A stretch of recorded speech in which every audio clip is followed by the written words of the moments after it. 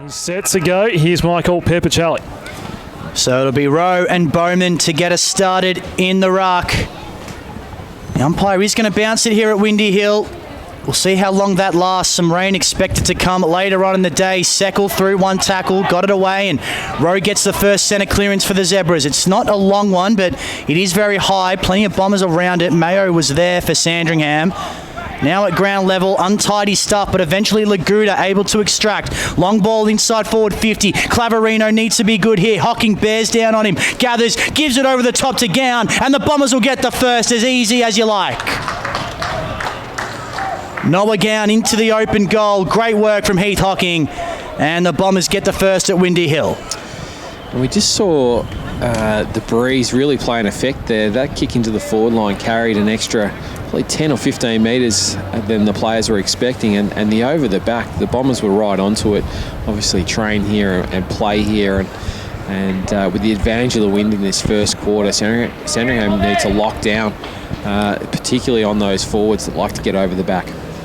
The Bombers have been affected by a couple of late changes. Michael Hartley moved up to the AFL team after a late change there, and we're seeing Heath Hocking not originally named in the 20, I think it's 27 that get named. That's right. On the Thursday. Heath Hocking not originally part of that, but clearly out there today. Back in the middle, Bellman is the ruck for the Bombers. Hand pass just runs by Myers. This will be the first inside 50 today for the Zebras, but Stephen is caught behind that time. And the mark is taken by McNeese, who goes over the top looking for Tynan in the headwear today. Just a bit overcooked for him, but luckily out the back, Minot was there for the Bombers. So looking to take advantage of this fast starter, Essendon. Juggling mark at half forward by Bagley. Left half forward for the Bombers. Attacking the primary scorelands in this opening term. He goes long and deep for the hotspot. Over the back, and another goal for Essendon, finished by Josh Begley. And it's a very, very good start for the hosts at their spiritual home. 2 straight 12. Sandringham yet to score. You can just see Aaron Hamill thinking that same thing I mentioned a moment ago. At the moment, the Bombers are clued on to be over the back. That ball is definitely carrying on the breeze. In fact, since we've done the preview 10 minutes out from the game starting, I'd say the breeze has picked up maybe an extra 2-goal advantage. So it might even be a 4-goal breeze now. It really has picked up in the last 5 minutes. That primary school end, Adam, that left of screen, end of the ground, or eastern end of the ground, if you will, does tend to be the scoring end here at Windy Hill. You and I have called a lot of games here, and for whatever reason, even on a calm, still day, that end just tends to attract most of the scoring as the Bombers will go forward once again, this time through Heppel. Inside forward 50, big pack around it. Sandy have had a couple of defensive breakdowns so far. They won't want another one. Gown does well, eventually dispossessed. Still plenty of numbers around it. Umpire letting it go. Gown goes in again, gets it out. Not sure of the legality of that handball, but we're letting it go. Heppel again, and a nice pass into the pocket. Mark taken for Essendon. And was disposed of afterwards too, Heppel on that occasion. Very lucky the Sandringham player. It was just impeded to see which Sandringham player that was, but was certainly taken high after kicking there. So Bombers get a shot at goal here from the tricky pocket. This is probably not the side to be kicking from. This breeze is pushing the ball to the left-hand side of the goals. It is a difficult kick as Houlihan comes in. It's high and it's straight. So there you go, Healy making the breeze work for him. Very high kick indeed, but Houlihan kicks the goal and the Bombers out to the dream start. 3 straight 18. Sandy yet to score after 4 minutes. Yeah, really hot start from the Bombers, and just talked to Aaron Hamill pre-game, and he emphasised the speed of the Bombers, and that's what we're seeing at the moment. They're a speedy outfit, coming off a loss last week, so they're out to a tone very early in this game. Tynan Smith, 23rd man, comes sprinting back on. It's only his second game of the season. The first one was against Sandringham. Back in round 7 that was, Adam. A 13-point win for the Bombers that day. Kicked a goal in that game along with 5 disposals. We're back in the middle. He might be the Sandringham specialist, Peps. We'll see how he goes today. Bauman missed his handball. Seckel in the 0 Guernsey. We've seen Aaron Heppel get a couple of touches as well in the 0 Guernsey today. And Heppel is involved in this contest. Stephen picks up, but immediately tackled by Ham. Got a little kick away. It's pinballing around. Sandringham do get it back. Rowe, Stephen. Further wide. They've worked this one out well here, the Zebras. Phillips sends him inside 50. Mayo the target. D in front. D trying to juggle a mark. It went out of play at some point. Boundary throw in front of the Leisure Centre here at Windy Hill.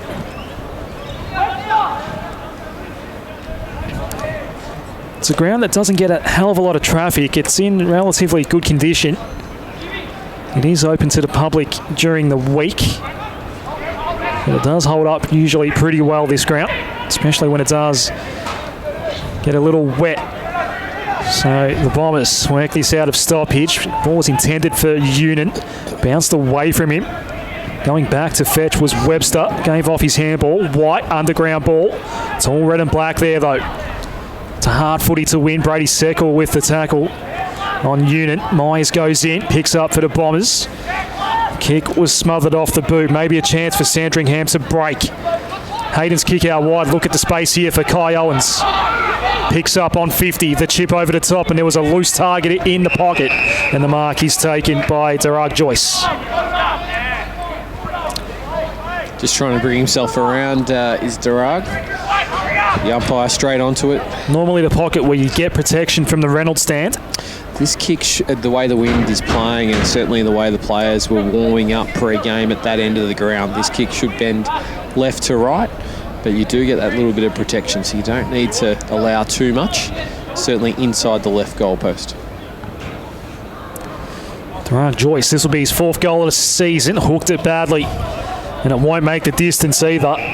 Won't even register a score. The mark was taken. There's a bomber down at Zirk Thatcher, and he's struggling to get up. Has had injury troubles in recent times, Zirk Thatcher, but play goes on and the Bombers are streaming off half-back. Myers has it, centre square, caught in 2 minds. Gives it off to Union, short pass, good. Clean head there from Danny Union, but the mark not taken by Dixon. Chance for turnover here for Sandringham. They're doing it well. Now it's their turn to stream off half-back. Phillips to Young, had to reach behind him and got some high contact on the way from Long. Perhaps a professional free kick there from Jake Long, because that's allowed some of his teammates to rush back and make this a difficult kick for Robbie Young. Spots an option he likes out wide, and that's a good kick. Phillips has been busy early. Sends it long to the hot spot. Plenty of numbers there. But Jock, the one who read it best. Essendon free kick anyway. Matty D's ball. So Jock gets that. Intercept possession taken away from him, and the Bombers again wanting to work it off half-back by hand. Eventually the kick comes a little bit untidy, but Gown able to gather on the wing, and now Laguda has space. Spots a man running back towards goal. Kick. The wind has taken that one a long way across the face though. Bagley able to keep it in. Couldn't quite get around his opponent. Summed it up nicely over the head of Jock. Team struggling just to deal with these blustery conditions at the moment. Hilly, as McNeese goes inboard, he's a good user. Laguda drops the footy though. Now a chance for Long. Hacked ball inside forward 50. Still attacking the Bombers. Sandy defence needs to be good here, but the turnover comes. Bagley again. So much going on inside forward 50. The Zebras are getting back, but working it out well here. The Bombers. How about Myers? Just misses with the check side. Not far off though. Hayden coming off. He's a little hurt as well for Sandringham. That would have been just about goal of the year so far on VFL Live. So was the win? Sorry, Michael. Glenn. Yeah, it's just Hayden is coming off. He's just reached the bench at the moment. Just copped a high one. Mouth guard straight out. Just being assessed by the doctor. A bad kick in here. Jock cuts it off for the Bombers. Doesn't want to have a shot, so he just lobs it for the top of the goal square. It hits ground level. Hard ball here. Union tried to extract it and get a kick away, but he missed his shot. and it's a minor score. Bombers move to 3-2-20. Sandringham still looking for their first score of the game, but I was going to say there, gents, even though it feels like the wind is picking up, it's actually starting to come through in our broadcast position up in the Cookson stand. Hilly, Sandringham have lifted a little bit. Yeah, they certainly have. They're just steadied. They're getting some numbers back now and probably playing that game where they're going to be very defensive for the remainder of this quarter. Missing his fist with the handball was Noon for Sandringham, but he'll win himself a free kick for high contact. And that'll just release the pressure valve for the Zebras at the moment. Just clicking over 10 minutes. It's a long time to defend. You've obviously got to score. Big fly at the back. Good mark taken there by Owens, and he wants to go immediately. Has a 1-on-2 forward of the ball. Not sure why he went. Dara Joyce always caught in a bad position there, and D able to take the mark for Essendon, and now Myers has it. Almost kicked a miracle goal before, and as you said, Hilly, great kick because Union was in a good position, and he just pops it in board for Ham. Bombers content to play the slow game at the minute. Myers once again has it at centre half back. Almost 11 minutes gone, 3-2-20 plays, no score here at Windy Hill. Home team doing all the scoring early as Gown paid the mark. In fact, Dixon just outside the centre circles, wants to go Lazaro. In fact, it is inside forward 50, looking for Dixon on that occasion, but Sandringham able to mop up through Marsh. Kick is an untidy one to a 2-on-2 situation. Eventually taken over the line by Carroll, and that probably a good result for Sandringham. Certainly is, Peps. Just need to chew up a little bit of clock here. Essendon have been so impressive in this first 10 minutes, and as I said, it's a long time to defend for, say, the next 20 minutes, but they really need to knuckle down. Sandringham looking to win the clearance. Answorth goes into the turf, though. Umpire crosses his arms. Heath Hocking, the tackler. A few afters as well between he and Kate Answorth. Umpire throws it up. Bellman and Rowe, the ladder, tried to grab it out of the ruck and kick, but got interrupted on the way through. Then Brady Seckle. Great smother there from Heath Hocking. Holds up Minor. Another ball up. Cookson side wing. Out to Union. Gets a wobbler up towards 50. It's a very good mark. The man in front taken by Webster. He will look to get the switch going toward the outer side here for the Zebras. Ends up in the hands of White. Long kick toward the wing. That's where we get the contest. Zerk Thatcher went up. Mayo at ground level does well. Hand pass out wide. Laguda lays the tackle. Good pressure defensively by the Bombers. That's why we see Sandringham still scoreless here after 12 and a half minutes. Essendon 3-2-20 on Hard Jackets, Huddley Workwear VFL Live. If you've just joined us, they've kicked the first three of the game, have the Bombers. Oh, very early too, Michael. They've looked pretty good in doing so, that's right. Probably 6 or 7 minutes those 3 goals came. Since then, the Zebras have evened it up a bit as the ball's work towards half forward, but again, Essendon with all the numbers. Begley's handball a little untidy. Eventually goes in again, but free kick given away. Just holding the man on that occasion. Robbie Young with the footy for the Zebras. Wants to bite off the switch kick. Not the worst idea, and Webster has it. Made his return from a long injury layoff last week, and he'll get a 50-metre penalty because Lazaro was in the protected area. Well, that's certainly worked out well because I think that switch kick was not meant by Robbie Young to switch so far back, but the breeze got it and hit a target, and now the 50-metre penalty results in a shot on goal. No score in his return game last week, Jimmy Webster. This kick not at all beyond him, and with the breeze going against him, he puts it through. Welcome back to footy, Jimmy Webster. Yeah, that, if you're got any nerves coming back, that certainly settles them a goal early, and one that Sandringham desperately needed because the Bombers have been on top. But as you said, just in the last 5 minutes or so, they're starting to get their hands on the footy a little bit more.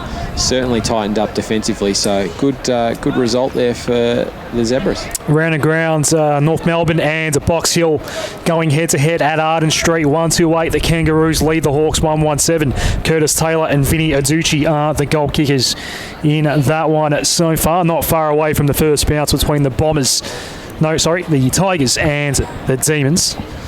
How can I make that mistake when the Bombers are right in front of me, Michael? Back in the middle.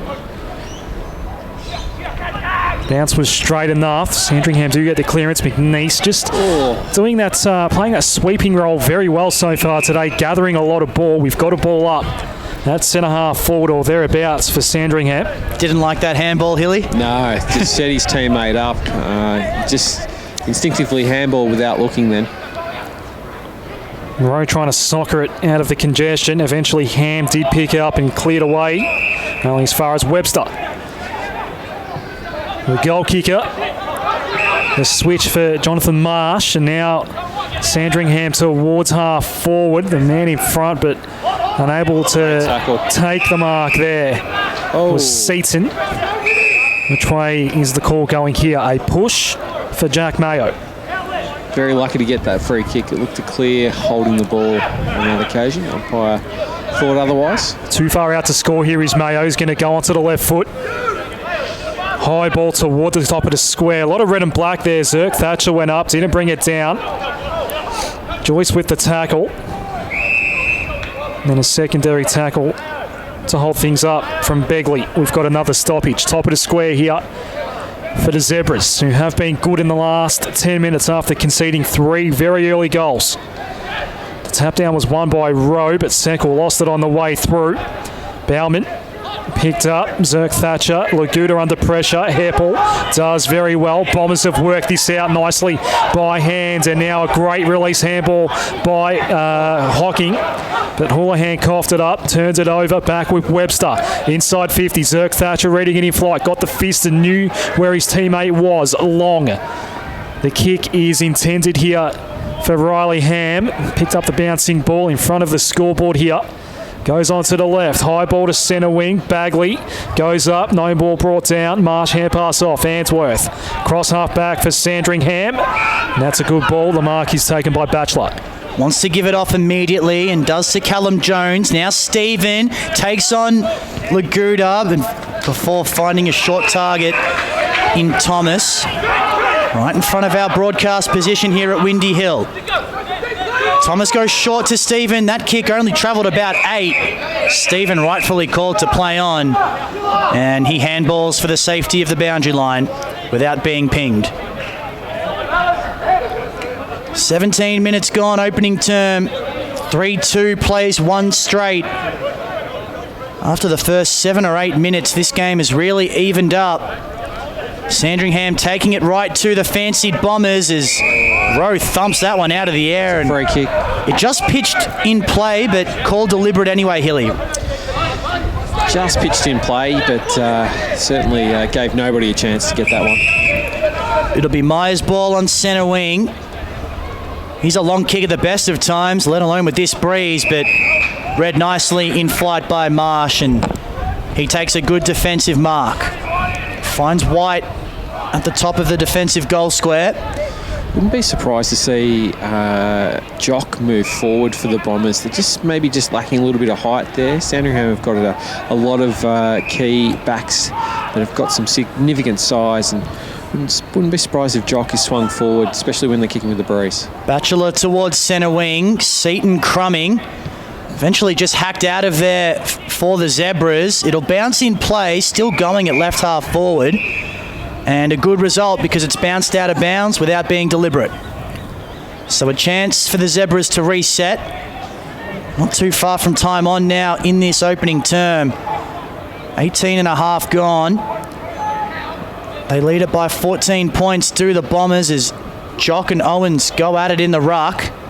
Essendon clearance, but won't be coming straight back. Hill spilled the beans on the mark. Now Webster to mop up. Gives it back, and the Zebras can reset all the way inside defensive 50. So Noon wants to switch to Batchelor. Another late change on Friday. for the Zebras. Fox has some time to regather after not taking the mark, and a nice little chip over the top finds Ed Phillips. In front of the Sandringham bench here at Windy Hill. Well, they go down the line here. Does just that. Not far away from our man Glen Hill, boundary side. Hocking keeps it in play. Hand pass off. D. Zerk Thatcher. Had Long or Ham. Ham went to Long. Left half back toward the middle of Windy Hill. Intended for Bagley. Did sit for him in the end after Hill overrun it. Then brought down in the tackle was Tynan Smith, the Sandringham specialist, and the umpire crosses his arms. Hilly, did you get a chance to walk through the middle of the ground pre-game? Because from here, the centre wicket here at Windy Hill is the best I've ever seen it at this time of year. It's looking fantastic. It's certainly nice and firm, and the guys should have no troubles. Very green. The pitch. How hard is it? The pitch area, obviously, we had sections replaced at the end of the cricket season, and it took a little while, obviously, to sew in, and we had some trouble with bouncing earlier in the year from the umpires, but it's in fantastic condition for this time of year. It's definitely the best I've ever seen it, as McNeese, nice little kick out wide, and did find Dixon. Bombers looking to attack. It goes over the head and out of bounds. Boundary throw in at the point of 50. Sandringham have done really well here. We talked about it at the 10-minute mark. It's a lot of time to chew up, but yeah, they have chewed up 10 minutes of clock time and managed to score a goal themselves in that period of time. So they've done extremely well the last 10 minutes. Given the conditions, despite the start here, you'd almost, if the score stays like this at quarter time, you'd give the quarter to Sandringham almost, which is remarkable given how blistering Essendon's start was. So Stephen, kick was intended for Brady Seckle. Mayo's had a fair bit of it early. Rushed his kick toward half forward. D fumbles. Ooh, then collides, and the Sandringham man never had the ball. So it will be a free kick for the Zebras to be taken by James Ziller. Dad loved play on the outer wing. We know that. Seaton there for the Zebras. There's a famous run in the 97 grand final. Ball up. Into time on here. 21 and a half minutes gone. Ball up. Just short of half forward for the Zebras. Jock barely got his fist to it in handballing it away. Now Stephen can create. Gives it off to Phillips. Wants to release his teammate in Zilla. Wasn't able to, but eventually did pick it up. Now a chance to go inside 50. Owen's ball is a high one. Zerk Thatcher best placed though. And he's able to repel for Essendon. I think he's one of the most improved players in the VFL, Zerk Thatcher. Really, really like his game. We've been lucky enough to see the Bombers quite a few times this year, and he just impresses me every time. Has been a good player for them. Ham's kick to a 3-on-2 in favour of the Zebras. Doing okay here are the two Bombers players in Begley and Union, but eventually the numbers prevail, and Webster, who's been busy so far, that was disposal number 9, and he finds Brandon White on centre wing. Another one who's had plenty of it early. Short lead offered by Hayden, but elects to go longer instead. D in best position, takes the mark at left half back. Those long high kicks, Sandringham just not learning to get in front and expect the ball to drop short. So the ball goes through the middle. Noon taken high by Hairpole. Umpire saw that. Free kick. Very stiff. He went to fend off and then seemed to lose either his footing or duck on that occasion. It's very stiff there, the Bombers. Jock affects the contest. And here's Zerk Thatcher. Hand pass off. Bombers do work it out nicely in the end. Their use by hand has been very good. McNeese, effective kick toward half forward. Mark taken by Begley. Bagley or Houlihan, the latter takes the mark. And he can have a shot directly in front for the Bombers' 4th. Well played by Bagley there. Just knew to pull out of that contest, not spoil his teammate. And Houlihan, well positioned and should goal from here, directly in front. Breeze will bend this one right to left, but he's a pretty classy player as Houlihan, so I expect him to pop this one through. It's been pretty effective in front of goal this year, has 19 to his name. And this would be his second of the day as well. Jordan Houlihan pokes at it from 35, kicks on the way, goal umpire won't move. Another 6 points for the Bombers. 4-2-26, leading by 20. Sandringham, 1 straight 6 as we approach quarter time. And it was a long on time. Hard Jacket, Totally Workwear, VFL Life. Had to get the sponsor in there, Hilly. Sorry about that. It was a long time between drinks. Nearly 20 minutes since they've kicked a goal, the Bombers. So Sandringham have done extremely well. It was the first 6 minutes of play that they piled on the first 3 goals. And since then, Sandringham have really held this well. They've held the game together here, kicking into a really strong breeze now. Around the grounds, Box Hill leading North Melbourne over at Arden Street by 13 points. 4-3-27, plays 2-2-14. I know the Kangaroos had the better of that AFL matchup last night. Box Hill looking to get a little bit of revenge. Back in the middle, Seckles' kick smothered. Hocking ripped it out of the congestion. Not really to any great advantage though. Batchelor now has to do some work. McNeese with him. And we get a stalemate. 4-2-26 plays 1 straight 6. Hard Yakka, Totally Workwear, VFL Live, round 18 action. Bombers a chance to shore up a top 2 position as the kick comes towards half forward there from Hill for Sandringham, but all Essendon and able to clear. Kick inside forward 50. Houlihan caught in front by his opponent. Doing well, though, was Claverino, and now Marsh can use his pace to get away. Wobbles it towards centre wing. Seaton does okay, and happy to see it out of play in front of Laguda.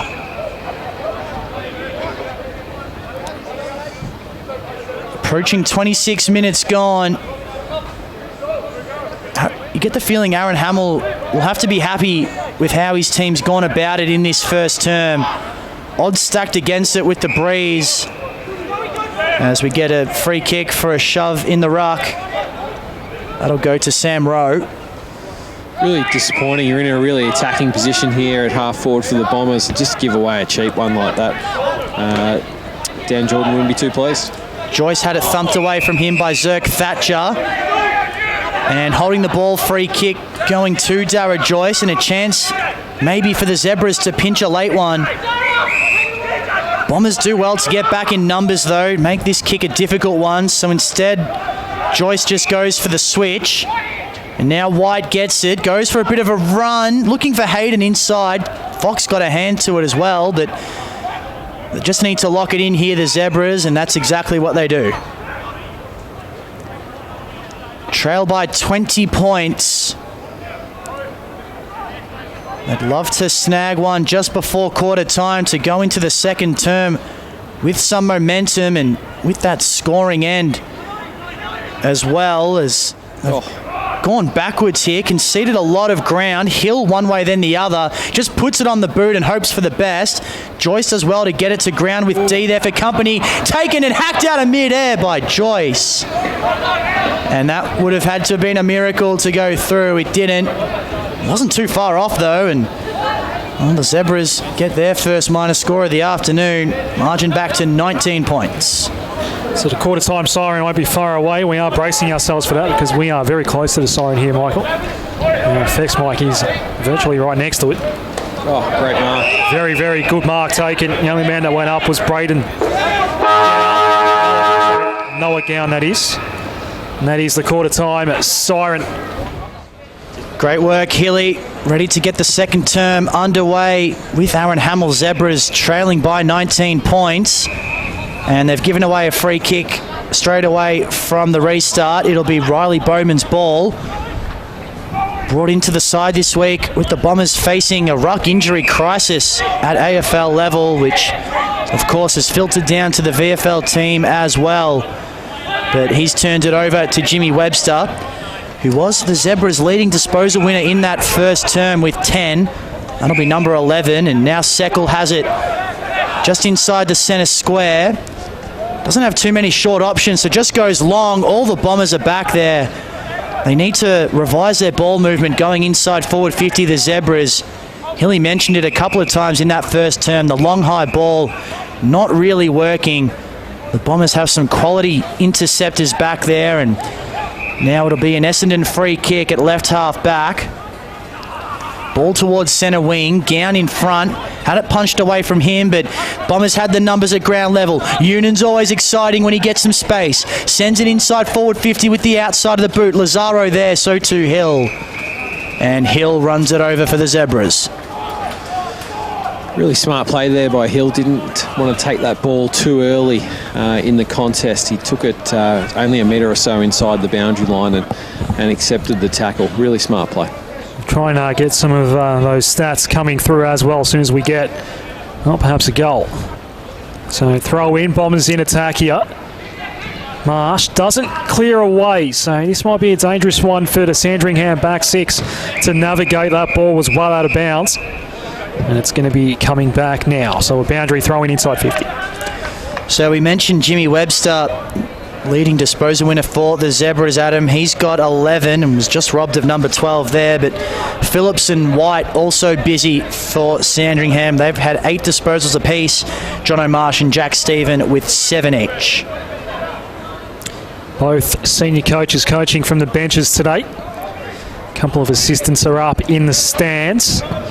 Ball's on centre wing here. Zerk Thatcher overruns it. Had Joyce for company, who wanted to play some soccer. There is a free kick, a hold, going Bruno Laguta's way. Overcooked his kick though, rushed it and turns it over inboard. Not a great decision, that one. The mark taken by Young.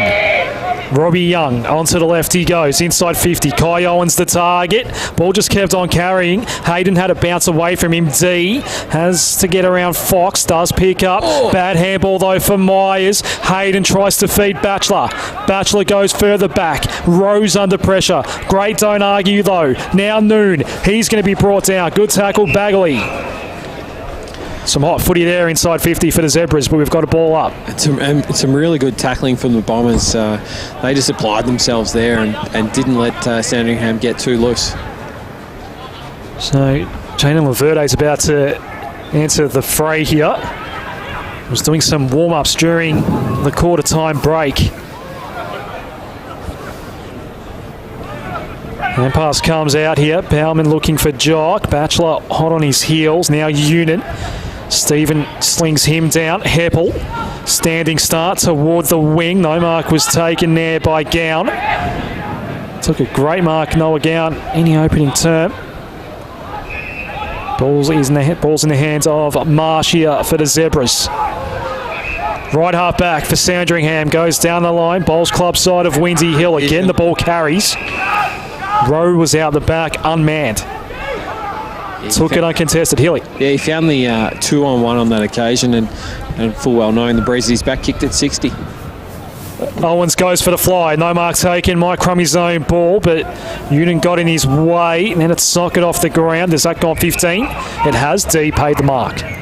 He's been a wall across half-back for the Bombers so far, Matty D, as he goes across the face of goal for Braden Ham. Right back pocket for Essendon. That kick is high and will hold up in the breeze. Suits Marsh to a tee. They're getting back in numbers, the Essendon defenders. Marsh just puts it to a spot and tells his forwards to run to it. Mark almost taken, but now a chance for Essendon off half-back. Begley to Lazaro. He was lined up by Noon, and the turnover's affected. Marsh again inside 50. Chaos ball. Stephen was waiting for it out the back. Healy, as you said. Ball didn't quite get to him, though. Zerk Thatcher wrapped up. And we get a stoppage inside forward 50 for Sandringham. It was a really good spoil there for the Bombers because that was a certain goal over the back with nobody staying down for the Bombers on that occasion. So the spoil was just exceptional. 5 minutes gone, second term. Bombers lead it by 19 points, and they'll clear defensive 50 here through Begley. Dropped an easy mark, but then was able to gather his own crumb and send it towards half forward. Sandringham free kick, though. It'll be Hill's ball. Spots Fox on centre wing, and that's where he goes with the kick. Kick in board, not a great option. Had a great game last week, did Fox, but it's been quiet so far today. Still a chance to go inside forward 50, the Zebras, but Answorth never really had full control of it, and perhaps rather lucky he was already over the line before he kicked it. I think the boundary umpire there on that occasion has made the wrong call. That looked to be a kick out in the full. inside. The kick came from inside the field of play, and he signalled out of bounds, but then signalled as if it was out in the full. So I think he might have got a bit confused there. On the straight boundary line here at Windy Hill, which can often catch out players, commentators and umpires alike, but all clear calls the umpire, and now Phillips for Sandringham sends it towards half forward. Minot at ground level. Shot it out to Myers at the back. He just put it on the boot and hoped for the best. Houlihan did well in the contest with Marsh. And the latter lays a tackle on Tynan Smith, the 23rd man for the Bombers, and we'll get a stoppage in front of our broadcast position. Just forward of centre wing for the Bombers. No change to the score we had at quarter time, and the quarter's almost 7 minutes old. Ham sends Essendon inside 50. Bagley's going to pick up this one. He's under some pressure though from Claverino. Hocking came to help. Scored it over the line by Houlihan. In front of the main race for the Bombers, and underneath the Reynolds stand. Umpire to bring this in. Has the wind died down a little bit, Hilly? No, it certainly hasn't. So not on ground level anyway. It's been a good effort from the Bombers to hold Sandringham to no score here. So we're still waiting for the first score of the quarter here. And apart from that blistering start by the Bombers, where they kicked 3 goals within the space of the first 5 or 6 minutes, not much has happened since. Houlihan gets a snap. There is the first score of the quarter. It's a minor one after the wayward snap across the face. 4-3-27 Essendon, Sandringham 1-1-7. Interesting to see how they bring this footy back in. Obviously kicking with a really strong breeze. So they go long or pinpoint a pass? They go long, Hilly. Noon was the one who kicked it. Cleared the pack, in fact. Joyce just couldn't handle it, and now it's dangerous for Sandringham. Ham towards forward 50, skewed off the side of the boot. Begley was up to the task, though, but he's turned it over, and now the Zebras a chance to counter-attack. Ball out wide, taken by Thomas. Has Rose streaming back towards goal. Needs to get on his bike. Ball towards him. Zerk Thatcher, though, does really well to get a fist to that and thump it out of play. The kick just wasn't to the right space there. He's obviously trying to get it over the back, but you really need to keep that ball more centred towards the goals. He had position there, the Sandringham forward, but unfortunately the kick was more to the lead rather than to the grass it should have been. Boundary throw in a dangerous position here for the Bombers' defence. Laguda got it out to D. He's had a really good game so far. His kick, though, just carried in the breeze and carried, well, to his right and out of bounds on the full. It's going to be a free kick to Callum Jones, the Zebras' 23rd man this afternoon. He just puts it high and long. Rowe there through his fingertips. And then Joyce forced to lay the tackle at ground level. Again, just playing that pocket. The dangerous spot at this ground is certainly centred towards the goals, and if you can crumb one out the front of the goals, you're a good chance to score. Bombers just flicking it around. Myers has started this second term with a flurry. He's up to 18 disposals now. That one, not his best effort though, out in the full. The kick came under some pressure. Free kick taken quickly for Sandringham, and Fox will get a free kick and a chance for a shot at goal. Certainly a well-deserved free kick there. Led hard for the footy. Copped some front-on contact and some chopping of the arm. So certainly deserves a free kick.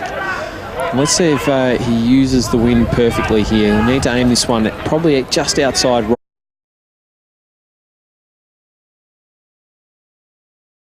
Season for the Zebras is Sam Fox. 17 goals, 14.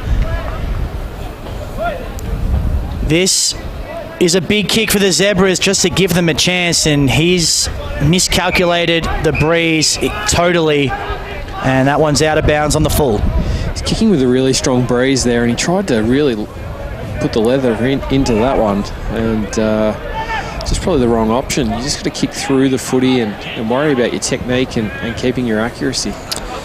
McNeese, and Gown drops the mark, and it was fisted out of his hands by Owens. Boundary throw in. Underway at the Swinburne Centre, Adam. 15 minutes into that opening term. Richmond 2-1-13, leading the Demons, one behind. Spinning ball back into play here.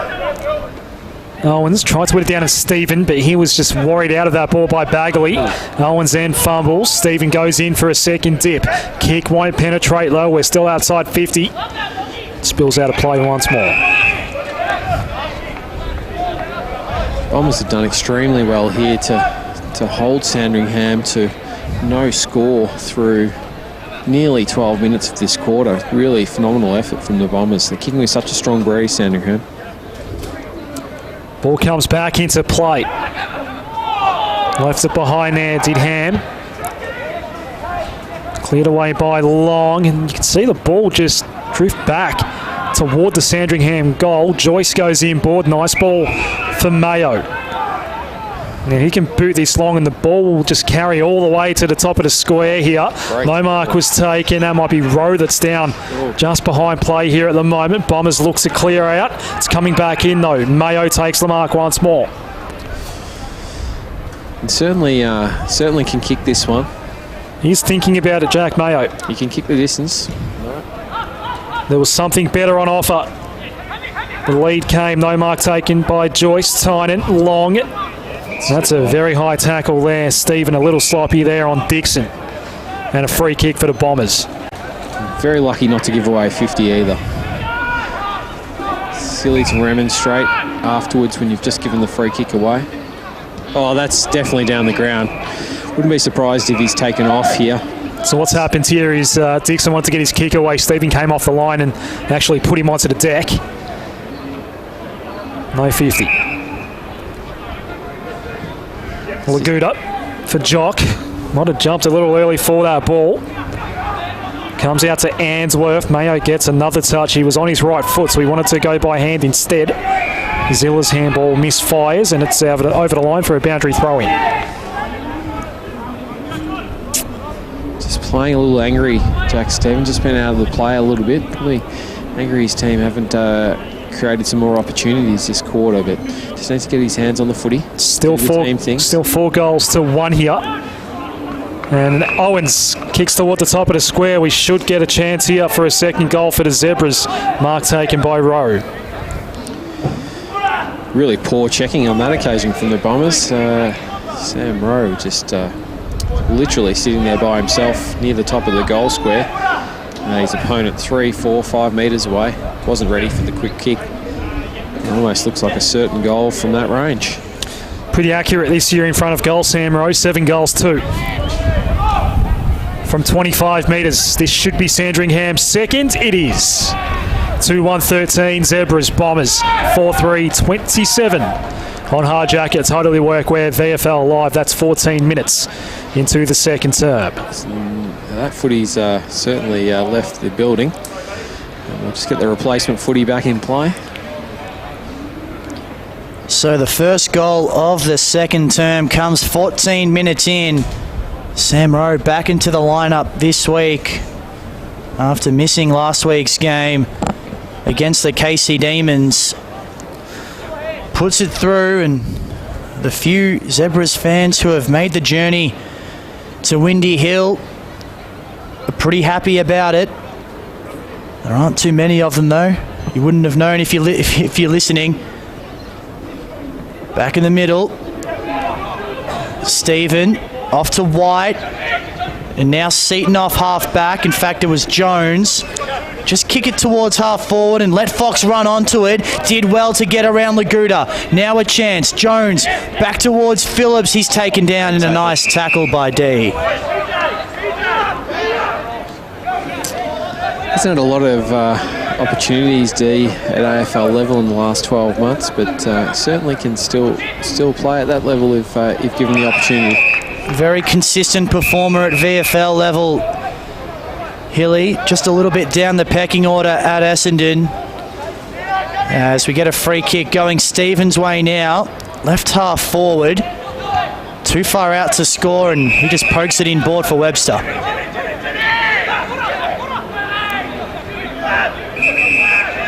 Had a man leading out towards the fat side. Kick goes in that direction now. Rose there, he'll fly. So too Long. He got a fist to it for Essendon. Phillips left the footy behind, then gave the handball out to Carroll. That kick will come back, but not quite enough. And through for a minor score, 2-2-14 now, the Zebras, trailing the Bombers by 13 points. Just a bit of a pitching wedge on that occasion, wasn't it? Just didn't kick through the footy. I think he could just give himself one more step there. A scoring opportunity for the Zebras. D to McNeese, to Heppel, to Bauman. Almost on centre wing now for Essendon. Hawkins next in the chain. Just making sure the mark is set correctly. Goes in board for Tynan. Right foot ball towards half forward. Union's in a good spot to take the mark. Good passage so far. All hitting the target at the moment, the Bombers, and Laverty is unmanned inside 50. A great kick by Union. That's how it's drawn up in the textbook, Healy. Kick mark, kick mark, kick mark, and if Laverty converts, it's almost a perfect coast-to-coast play. That's the way to play this ground. When you're kicking into the breeze, that long ball in is just crazy. It's just 6-7 blokes up. Very hard to take a mark. You're much better on the lead. And Laverty, a smart footballer, in the right spot. 35-degree angle, 25 metres out, and he has no trouble. Does Jaden Laverty. Local product out of Keilor, 5-3-33, 2-2-14 Sandringham. 17 and a half minutes into the second term. He's a classy footballer. He's Jaden Laverty, and it's great to see him on the scoreboard. And he'll be pushing his case to get back into that senior AFL team in the not too distant future. Around the grounds, Box Hill leading North Melbourne by 18 points, and Richmond leading the KC Demons by 13 points. So a couple of teams in the top 8 handling business against teams in the lower reaches of the ladder so far, and the same thing happening here at Windy Hill. Essendon leading the Zebras by 19 points. 7 straight losses for the Zebras. As White lays a strong tackle on Hocking, and perhaps a little jumper punch to go with it afterwards. Perhaps lucky the umpire was blindsided there, Hilly. Yeah, he certainly was. Should have been a free kick. It's a shame the other umpires didn't pick up on that one, but the central field umpire was blindsided. They'll go forward anyway, the Bombers. Bagley plays the 1-2 with Tynan.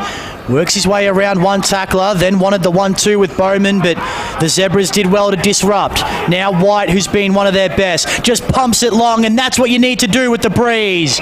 Rowe takes the mark. Just smart footy there. Use that breeze. Get your full forward one out. Get him to read the play, and that's exactly what Sam Rowe has done. He's read that ball coming in long, got out the back, out-positioned his opponent, and from almost exactly the same position as before, 25 metres out directly in front, you'd expect him to slot this one and draw the Zebras back to within 2 goals. So for his second, and to bring the margin back to 13 points, Rowe comes in and makes no mistake from directly in front. They're not going to make it easy for the Bombers today, Sandringham. They move to 3-2-20. Essendon 5-3-33, almost time on second term. He's played a lot of footy down back as Sam Rowe, but he looks at home in the forward line. And you can just tell he's an experienced AFL player, can't you, Hilly? So often he's the one always reading the ball best in flight, whether it's against the breeze or with the breeze. He's the one who seems to know where that drop zone is. Yeah, he's a really smart footballer, and obviously he's played a lot of full-back, and those one-on-ones, he knows how to position himself and read the play perfectly. He's playing the right position for this quarter. Half-time today, we'll hear from Megan Jones from the TAC Towards Zero round. The 2 zeros are on each other at the moment at this centre bounce. Heppel and Seckel, and here is Heppel giving the hand pass off to Ham. We're inside 50 for Essendon. Just bowled his man over there. Did Smith, gets it now. Got tackled immediately. Phillips, he's held up in a strong tackle as well. It went out of play at some point. Boundary throw in. Just on the outskirts of 50 here for the Bombers. Leading by 13 points on Hard Jacket. Totally Workwear VFL Live. Into time on of the second term. Owens in the ruck against Jock. Mize feeds it out to Heppel. Little worm burning pass. It clean bowls a couple. Laverty out the back. Just fumbled. And then Noon's put into the deck. Was he pushed in the back maybe? Free kick for Sandringham. Was a push in the back. Yeah, it certainly was. A little slow to get up as well, Jack Noon. Has the ball now for the Zebras. Looking to get things moving toward the outer side here. Over the head of Owens. Big fist by D to kill it off. We've got a boundary throw in. Halfway between centre wing and the 50 here. Right in front of the scoreboard. Umpire to throw it in. Owens. Second overrun it. Heppel there as well. We'll have another ball up. Bombers have made this quarter very in tight, not allowing a lot of space around the stoppages. It's just suiting them at the moment. It's a very hard ball to extract here at the moment. Goes out of play. Do you think that might have been a directive from Dan Jordan, Hilly, with the breeze going against them in this second term?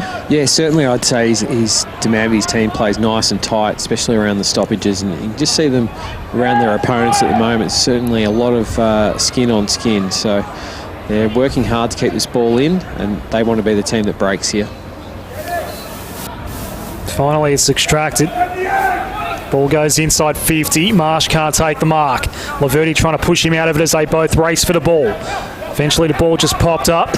Noon. Hand pass off to White. Clings away for Sandringham.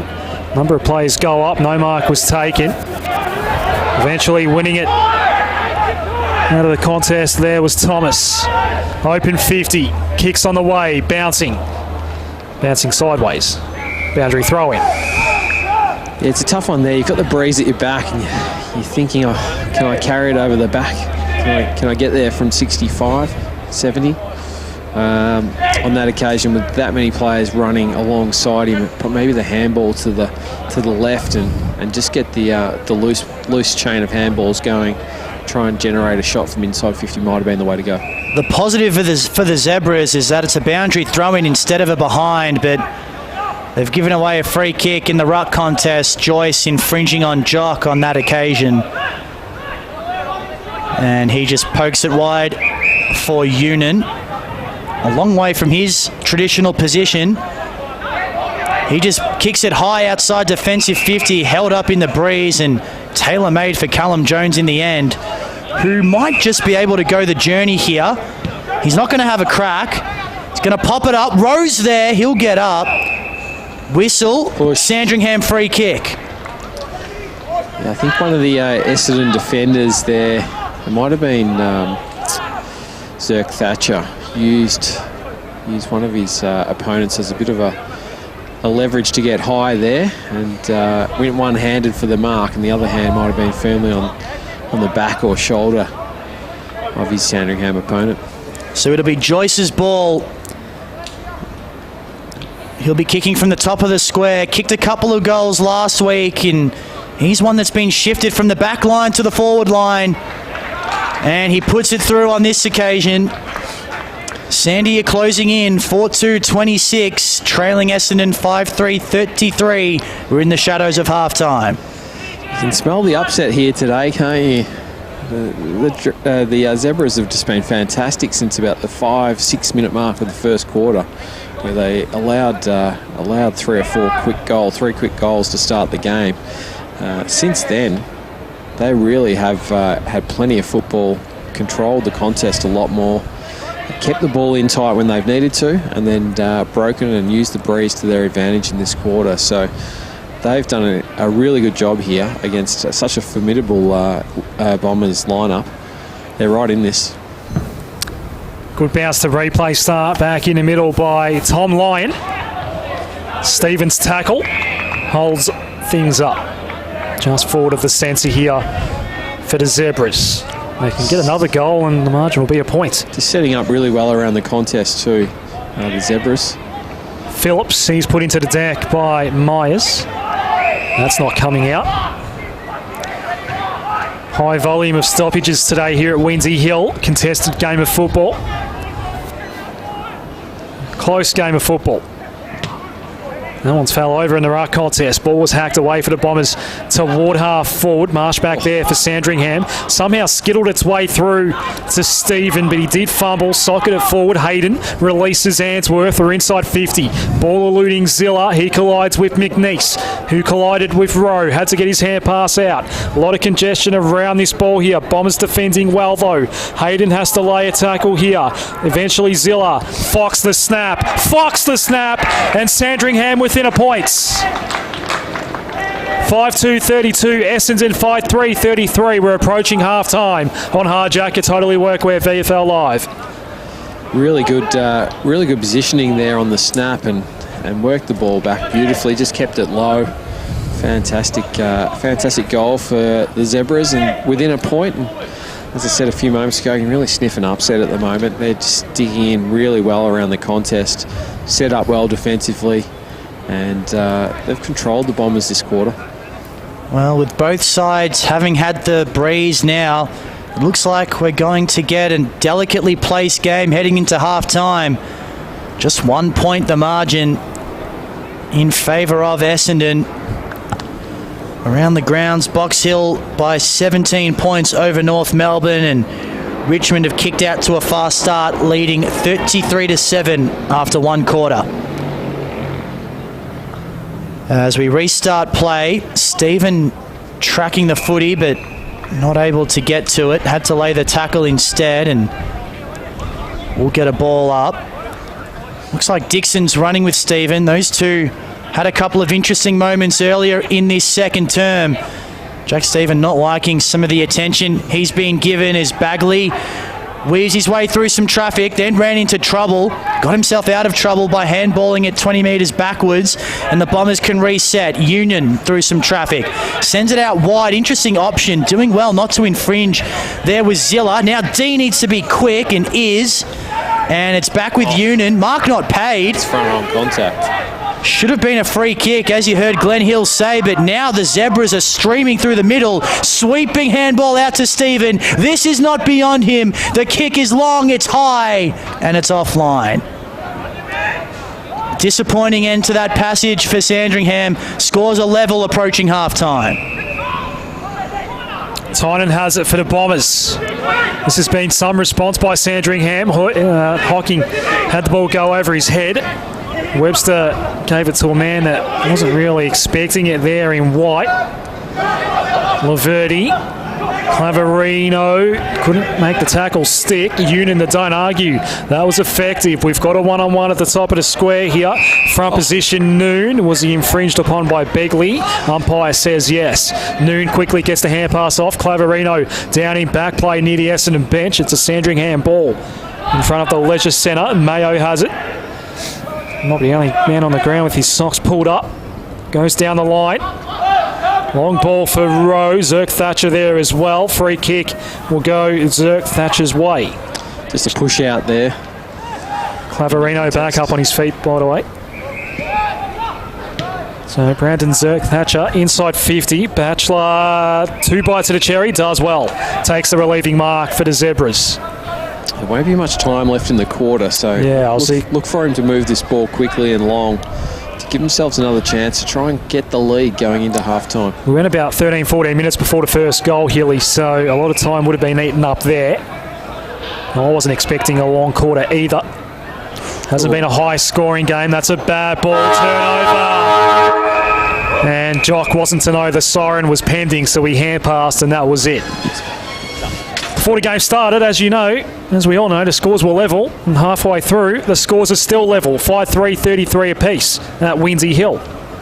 We'll run through some goal kickers, Adam. Houlihan is the multiple goal kicker for the Bombers. He has 2, Begley, Gown and Laverde, the singles.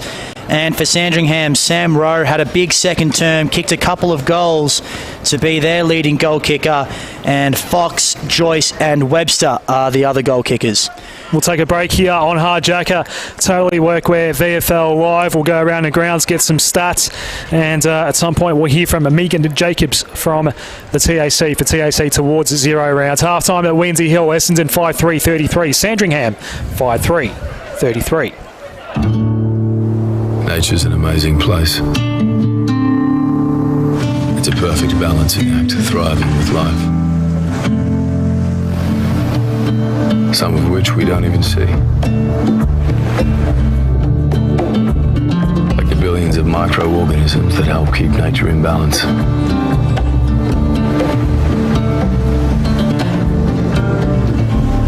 At Swiss, the quest continues. At Totally Workwear, we kit out the brickies, the chippies, the foremen, the tradies. Did we say foremen? They're not all men, some are ladies. Yeah! Work in an office, retail, healthcare, hospitality. Here's where you'll find all your workwear. Yeah, totally. Totally Workwear have got you covered with the best brands, best value and best service. Totally Workwear. Get what you want and get back to work. Totally Workwear. For club interviews and all the news from the Hardjacker Totally Workwear VFL and Swiss Wellness VFL Women's, don't miss the VFL Hour during the Sporting Capital with Jack Heverin, Tuesdays from 9 p.m. on 1116 SEN. It's your job. You'll be fine.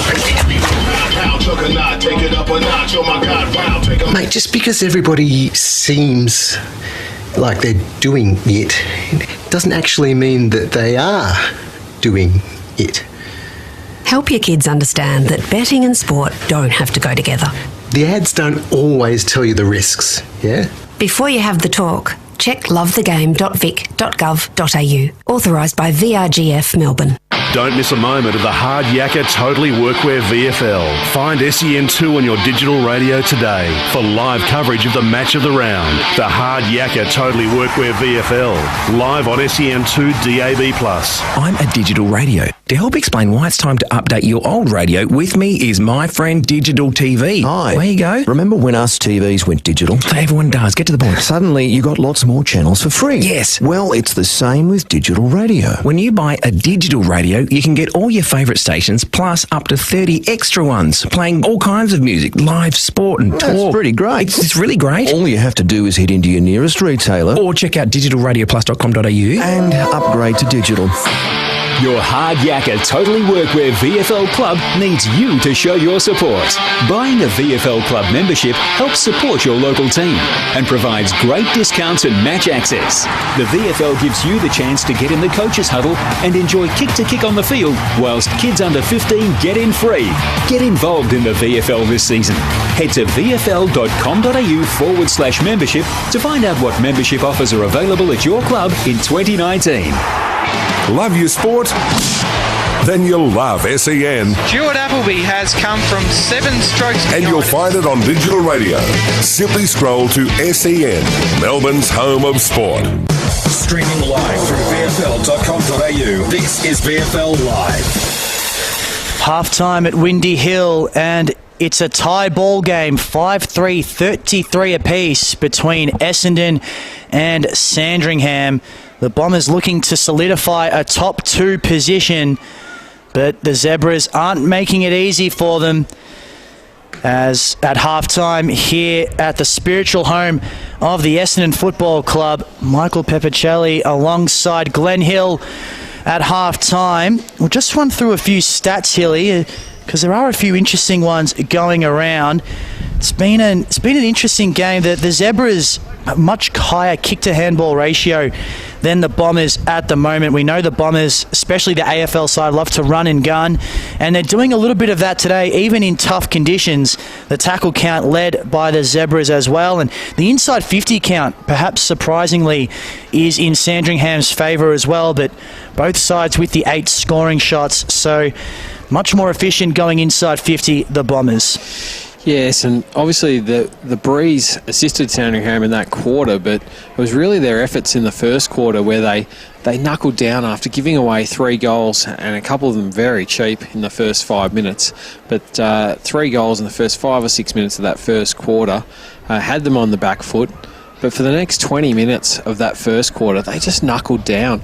They just got into the contest and started winning some of those hard balls instead of being a little bit free around the contest, and which is the way that the Bombers want to play. They want to open things up and run, and they're able to do that in that first period of the first quarter. But after that, it's been all Sandringham realistically. They've been the better team across the last quarter and a half, and deserve to be equal or in the contest going into this second half.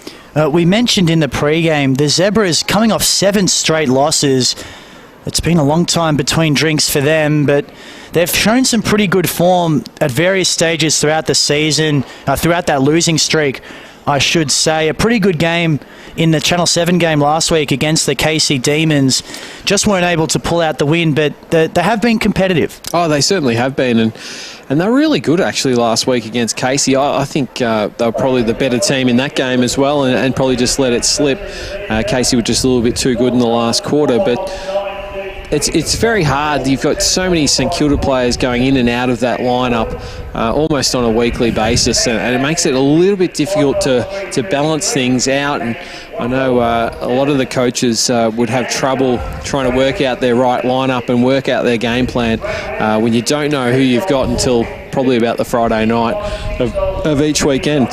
So in terms of their preparation for this game, I think they must have prepared really well, and look, they're a really good competitive team, playing obviously one of the top 2 teams in the competition.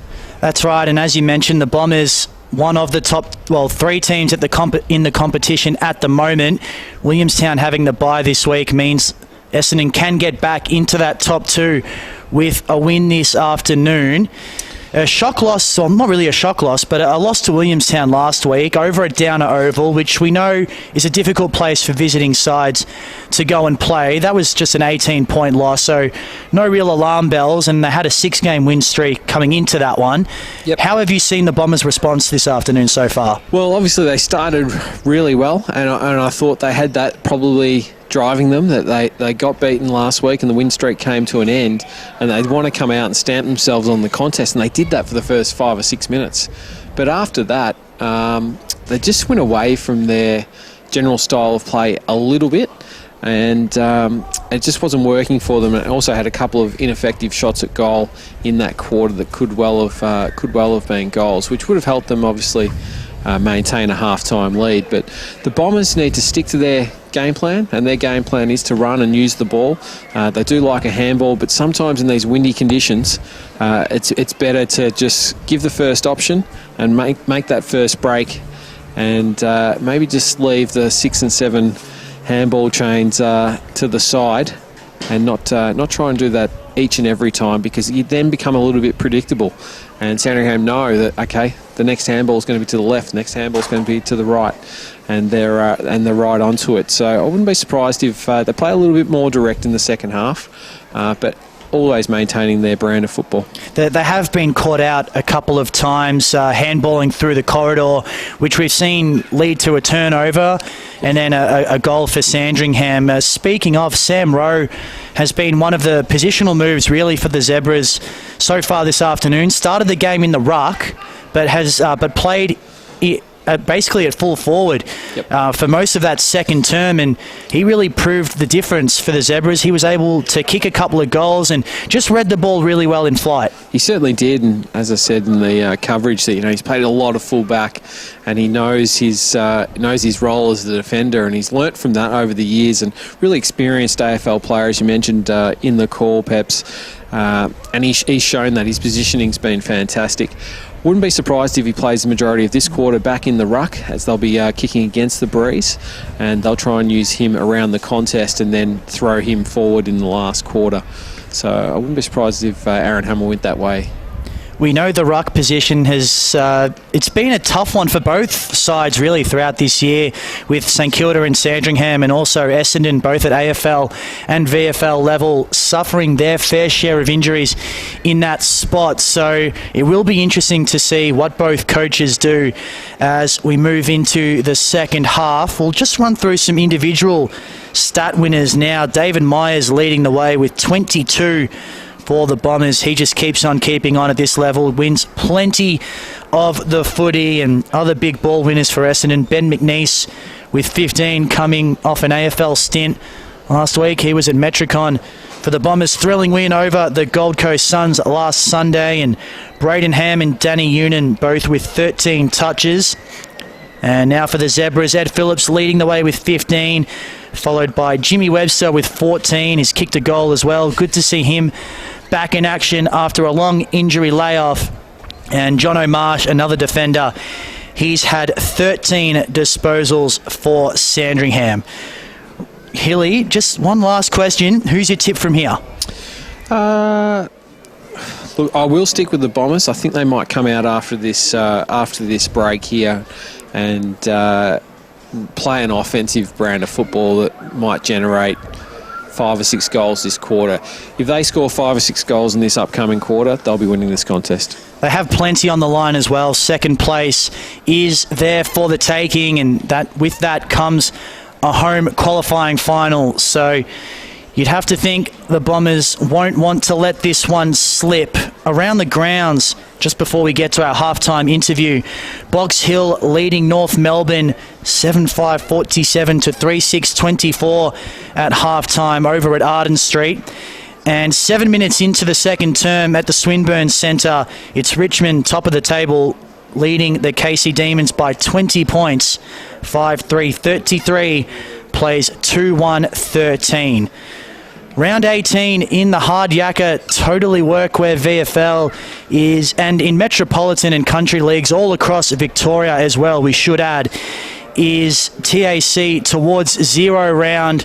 Of course, supporting a great cause, wanting to get that road toll on Victoria's roads closer and closer to zero, and well, eventually we want it at zero. And you've probably seen the captains today and also in local leagues all around Victoria. The captains of every team are wearing zero. Aaron Heppel and Brady Seckel both wearing number 0 for our broadcast game this afternoon.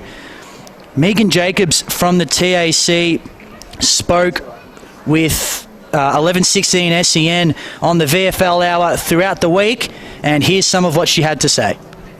Get involved in the Hard Yakka Totally Workwear VFL. Visit vfl.com.au.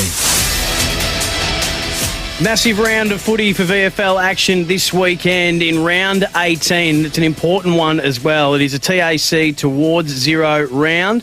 Sam Hargraves, Anthony Stangett's here. Very lucky to be joined by Megan Jacobs, the Senior Manager of Engagement at the TAC, to tell us all about Towards Zero round. Hello, Megan. Hello, how are you? Very well indeed. Tell us a bit about the Towards Zero round that's not only going on in the VFL and VFL Women's this weekend, but right across Victoria. It is, and it's also going on in netball. So this weekend, this is the inaugural Towards Zero round, which is very exciting, and it's going to see 1,000 local football captains all wearing 0 on their backs instead of their usual jumper number, which is amazing. And alongside them, we'll also see netballers and junior footballers who will be sporting Towards Zero socks when they run out on the field. And the reason that they're doing that is to draw attention to Towards Zero, which is the government strategy to reduce and make sure there's 0 deaths on our roads. I think it's an amazing talking point because we see kind of 10s and 20s and 30s out on the field, but I think just to see those players and especially predominantly the captains of those teams in the 0, as you mentioned, that's going to create a great talking point around community football and netball this weekend.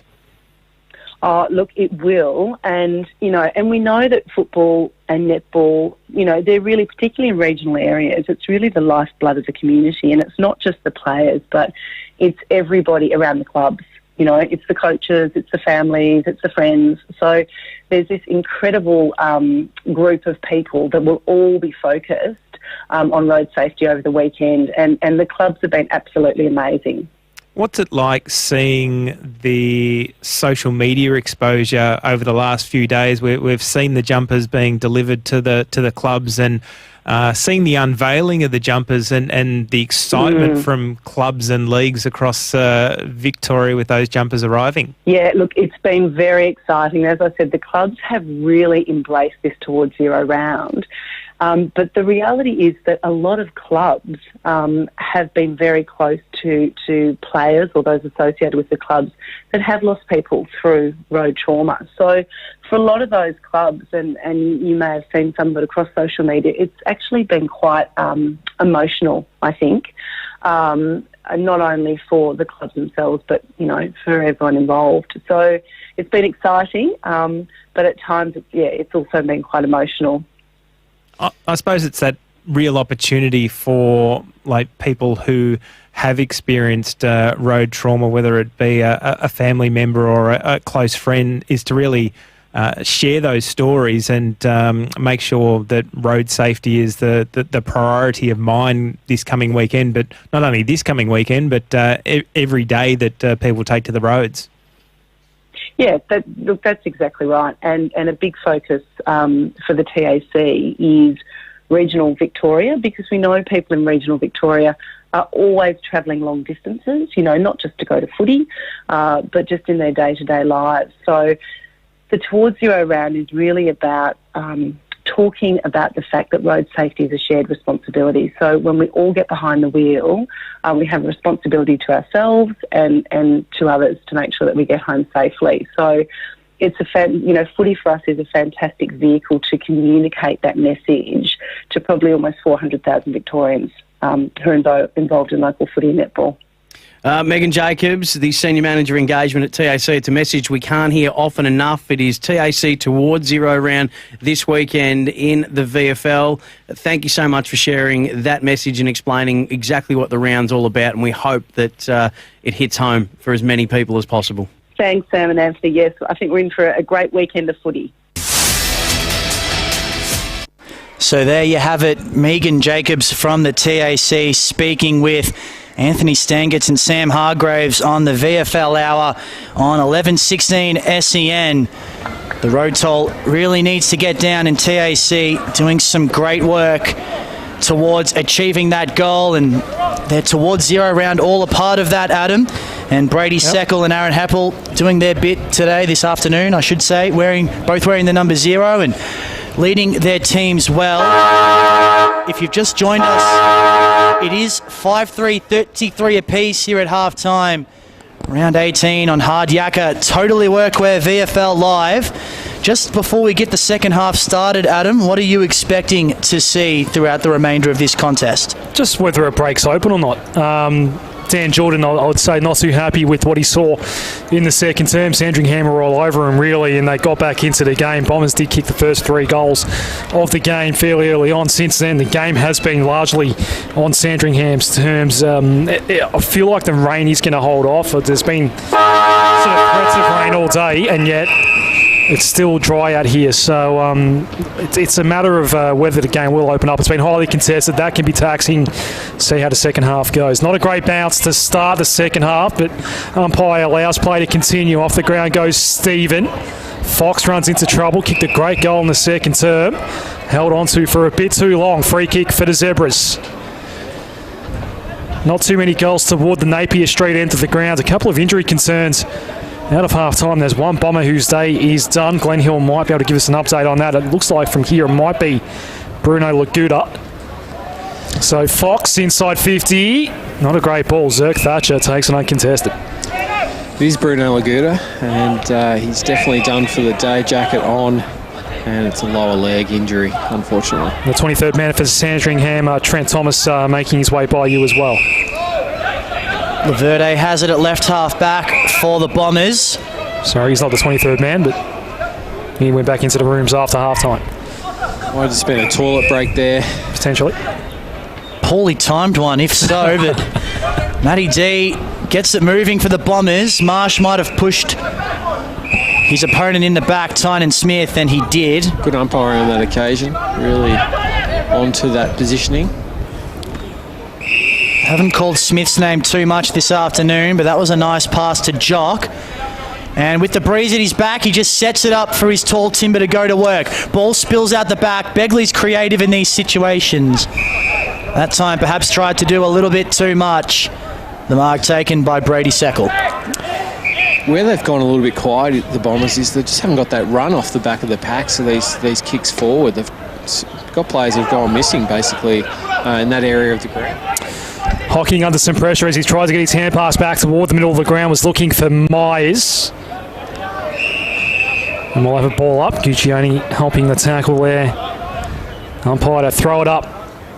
So will this game break open? If it does, who gets the ascendancy? Bombers have it at the moment. Jock gives it to Union. The chip inside 50 is good. Nice little deft pass for Mark Bagley.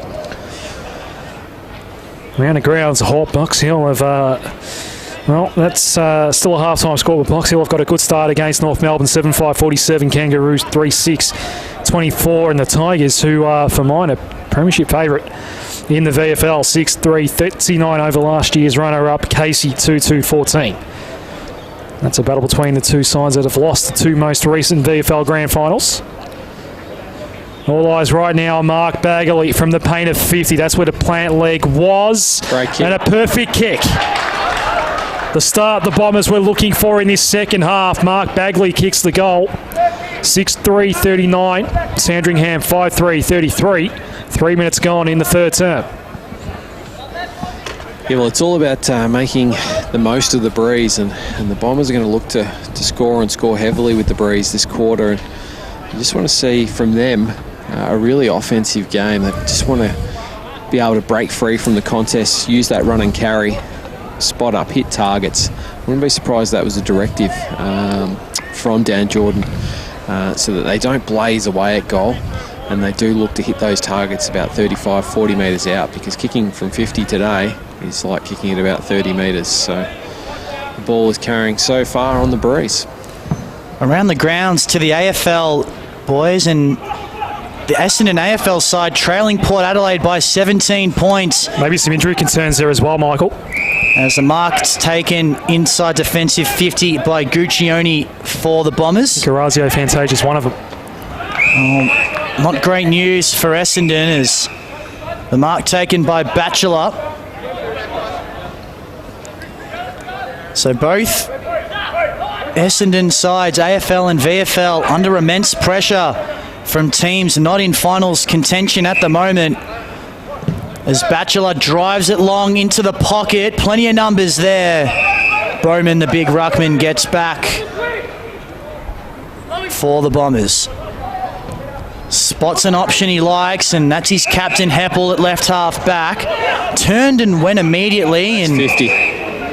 It's just a little bit silly by Brandon White. Hocking had the ball, and he was always going to be late to that contest. Hocking goes immediately from the point of the centre square. Begley couldn't haul it in. In fact, it's Laverde. Classy pickup, was nice with the one hand, but set upon immediately by Hill, and he's not going anywhere. Again, the Bombers players led to that dead pocket. I call it the dead pocket because it's just a spot where the ball just continuously goes to the boundary line. Not so many players jag a mark and goal. And there is a goal for Essendon, as easy as you like, out of the stoppage. And the Bombers have kicked the first two of the second half. Noah Gown it was who just trickled it towards goal. No one on the goal line for Sandringham. That's disappointing. And the Bombers now 7-3-45. Leading Sandy 5-3-33. 5.5 gone third term. Signs of that first quarter, Hilly, where the Bombers got a good early break. Yeah, and Sandringham just not thinking on that occasion, not looking to lock down. That was a goal from nothing, but it was an easy goal from nothing. It was a contest that they just didn't throw themselves into, and the Bombers got an easy goal on that occasion.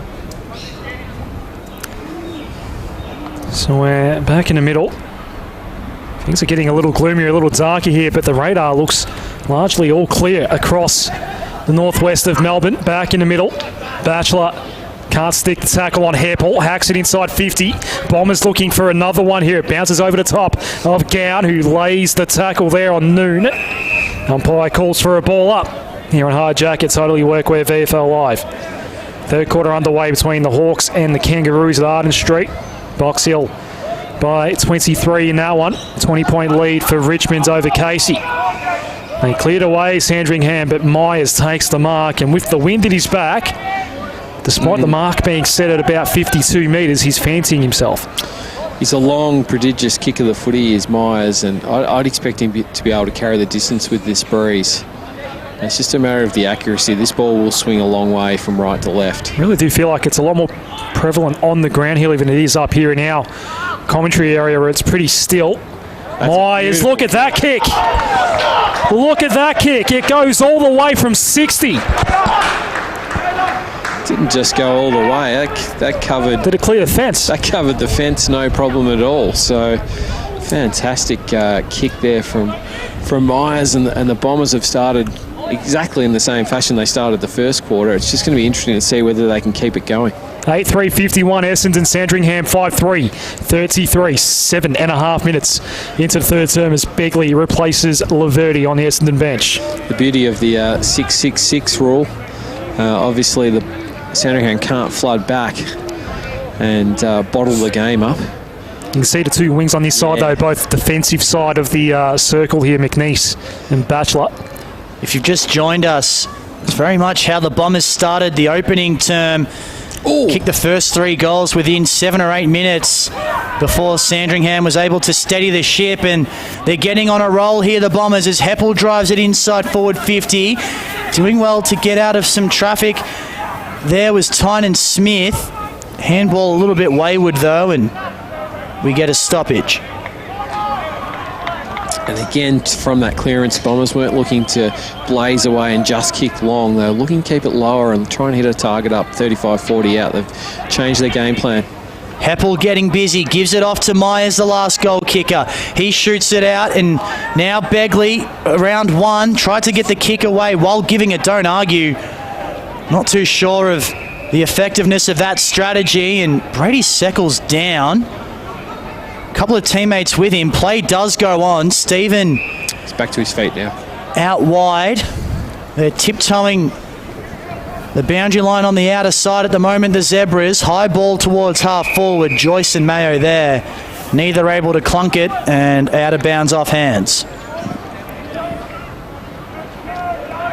Zebras skipper back up. Izzy Hilly, Brady Seckle. Looks like he's making his way towards this stoppage. Yeah, he certainly is up and moving, so all good, not coming off the ground. Good to see. It takes a lot to keep him on the ground. Brady Seckle, one of the very best in and under midfielders in the Hard Yakka Totally Workwear VFL. As the Bombers clear, we have another whistle, and that was potentially for some treatment after the kick. It's going to be downfield, and Begley might just be within range here. Man on the mark brought to about 48.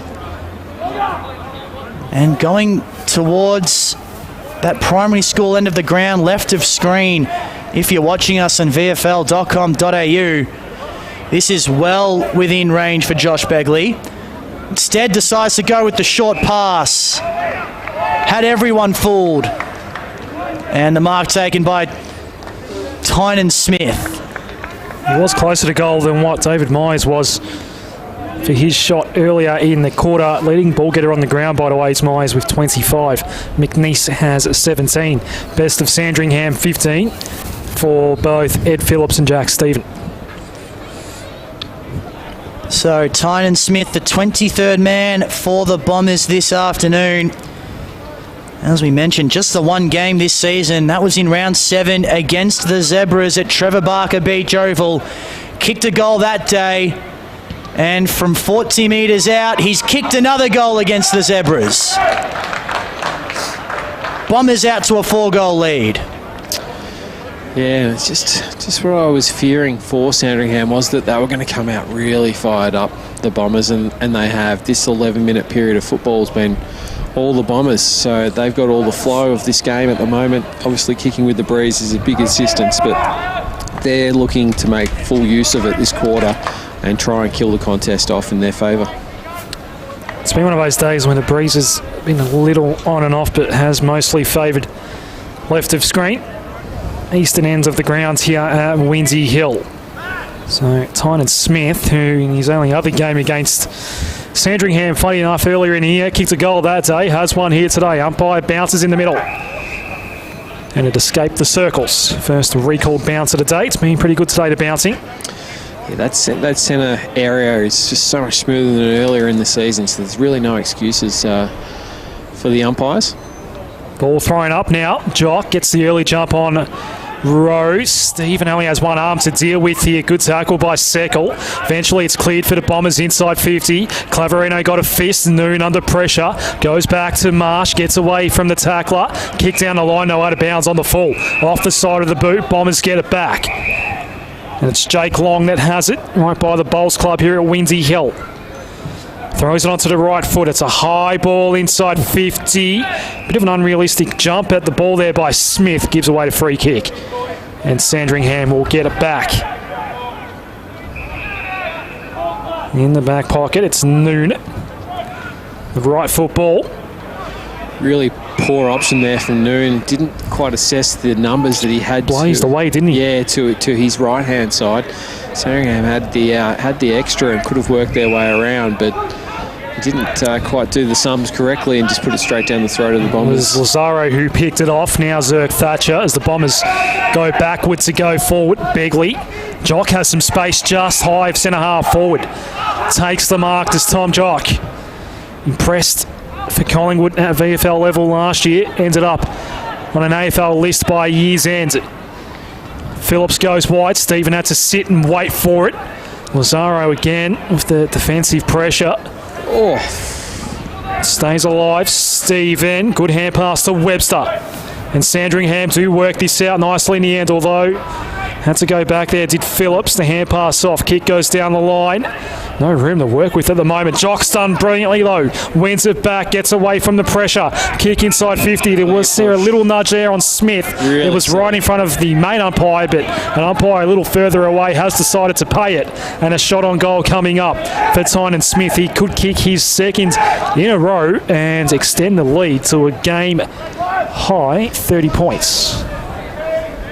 The Bombers in the last 6 or 7 minutes getting a lot of drive from Jock. He is starting to take over the ruck contest and the centre of the ground. He's had a lot of touches in the last 5 or 6 minutes, propelling the Bombers forward.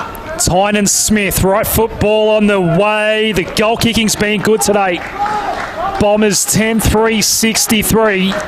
Sandringham 5-3-33. The margin is 30 points halfway into the third term. Goal kicking's been really good today, despite the blustery conditions. And that side of the ground, Healy, is the one where goal kicking can be a little more trickier because it's more exposed to the elements.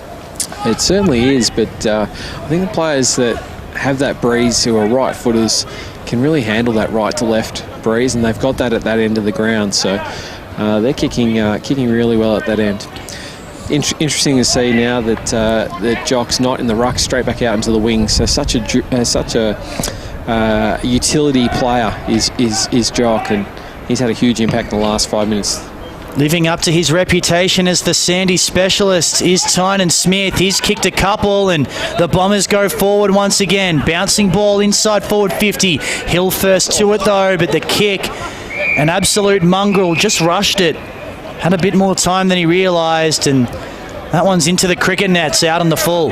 He's been having a good game, Hill, so he'd just be disappointed with his disposal on that occasion. It's been very good off half-back again today. 10-3-63 plays 5-3-33 as the kick from Dixon is perfect for the lead of Noah Gown, and he can go back for his third. Liked his marking ability today, Hilly. Yeah, he's been really, really good with his hands. And kick 2 already, looking at 3. Looks a promising footballer. Sam Rowe coming off. Kai Owens will replace him. Bit of strapping around that lower right shin. Here's his full time here. He's marked his spot like a fast bowler would. Goes back on his run up. Plenty for Bombers fans to like with this young man. 19-year-old key forward prospect. First year on the AFL list as Gown uses the breeze to perfection. He's got number 3, and the Zebras have a big problem at Windy Hill. They certainly do, because we've just clicked over 16 minutes. They've given up 6 goals in 16 minutes, and with the best part of 15 minutes to play, they could be looking at a huge deficit now at three-quarter time. 11-3, 69 now the Bombers. Excellent goal kicking in blustery conditions. Sandringham 5-3, 33. They're yet to score in this second half. Bombers looking for their 12th win of the season. They win today. They will go to second on the ladder and jump over Williamstown, who have the bye this week. And just a score update at Marvel Stadium. Port Adelaide leading the Bombers by 29 points. Late in the third term as well in that one, Hilly. So that might be an issue for the Bombers fans. Not looking good. An upset brewing there against the Power. Stephen did well to extract it. Eventually now it ends up with Union, who was falling over as he tried to get his hand pass out to Bauman. Eventually it's one back here. A little kick down the line by Joyce, who ran into a man going back. And fetching it well there was Myers, but he put his man Tynan under a bit of pressure, got taken high. Free kick Essendon. Jaden Laverty offers up an option across toward the outer wing. Jock might be next in the chain. Laverty goes a little longer for Bagley, takes the mark. Hand pass off. Now this is Jock. Gets around the man with ease. He's done that a few times today. Lazaro has to get around a couple of tackles. Potentially bit off more than he could chew. Webster brings him down. It's been a great defensive pressure game today, this one. And that was on display there as Webster wins the free kick here for Sandringham. Mayo's had some space a fair bit today. Goes on the non-preferred right. Short little pass is okay. So the Zebras, sort of Bombers go coast to coast, kick a goal with this sort of footy in the second term. Just good decision making by foot, hitting targets. That's what they're looking to set up here. They go to the contest, and no mark was paid in the end for Jake Batchelor. Touched off the boot, was it perhaps? Looked clean to me, Hilly. Yeah, you hear the umpire there just saying the man on the mark touched that footy. Okay. Umpire throws it up. That's why we've got a boundary rider, Michael. You can pick up on all those sorts of things that we can't. Behind the glass, up in the grandstand, smothered ball, Fox. Ball up on dead centre wing. Be nice if we actually were behind glass, Adam, this afternoon. It suited my narrative to go with that, though, Michael. It's a little bit fresh out here, but no worries. We'll soldier on as Owens in the ruck wins the hit out for Sandringham. Seckel dumped and dispossessed in the process. Chance for the Bombers to counter-attack again. Ham with the left boot. Kick inboard for Union in a 2-on-1. Did well to bring it to ground against a couple of bigger defenders. Hill there for Sandringham. He's been one of their better players this afternoon. And we'll get it ball up right on the paint of 50 for Essendon. Approaching time on in this third term. The Bombers have slammed on 6 goals straight to no score so far.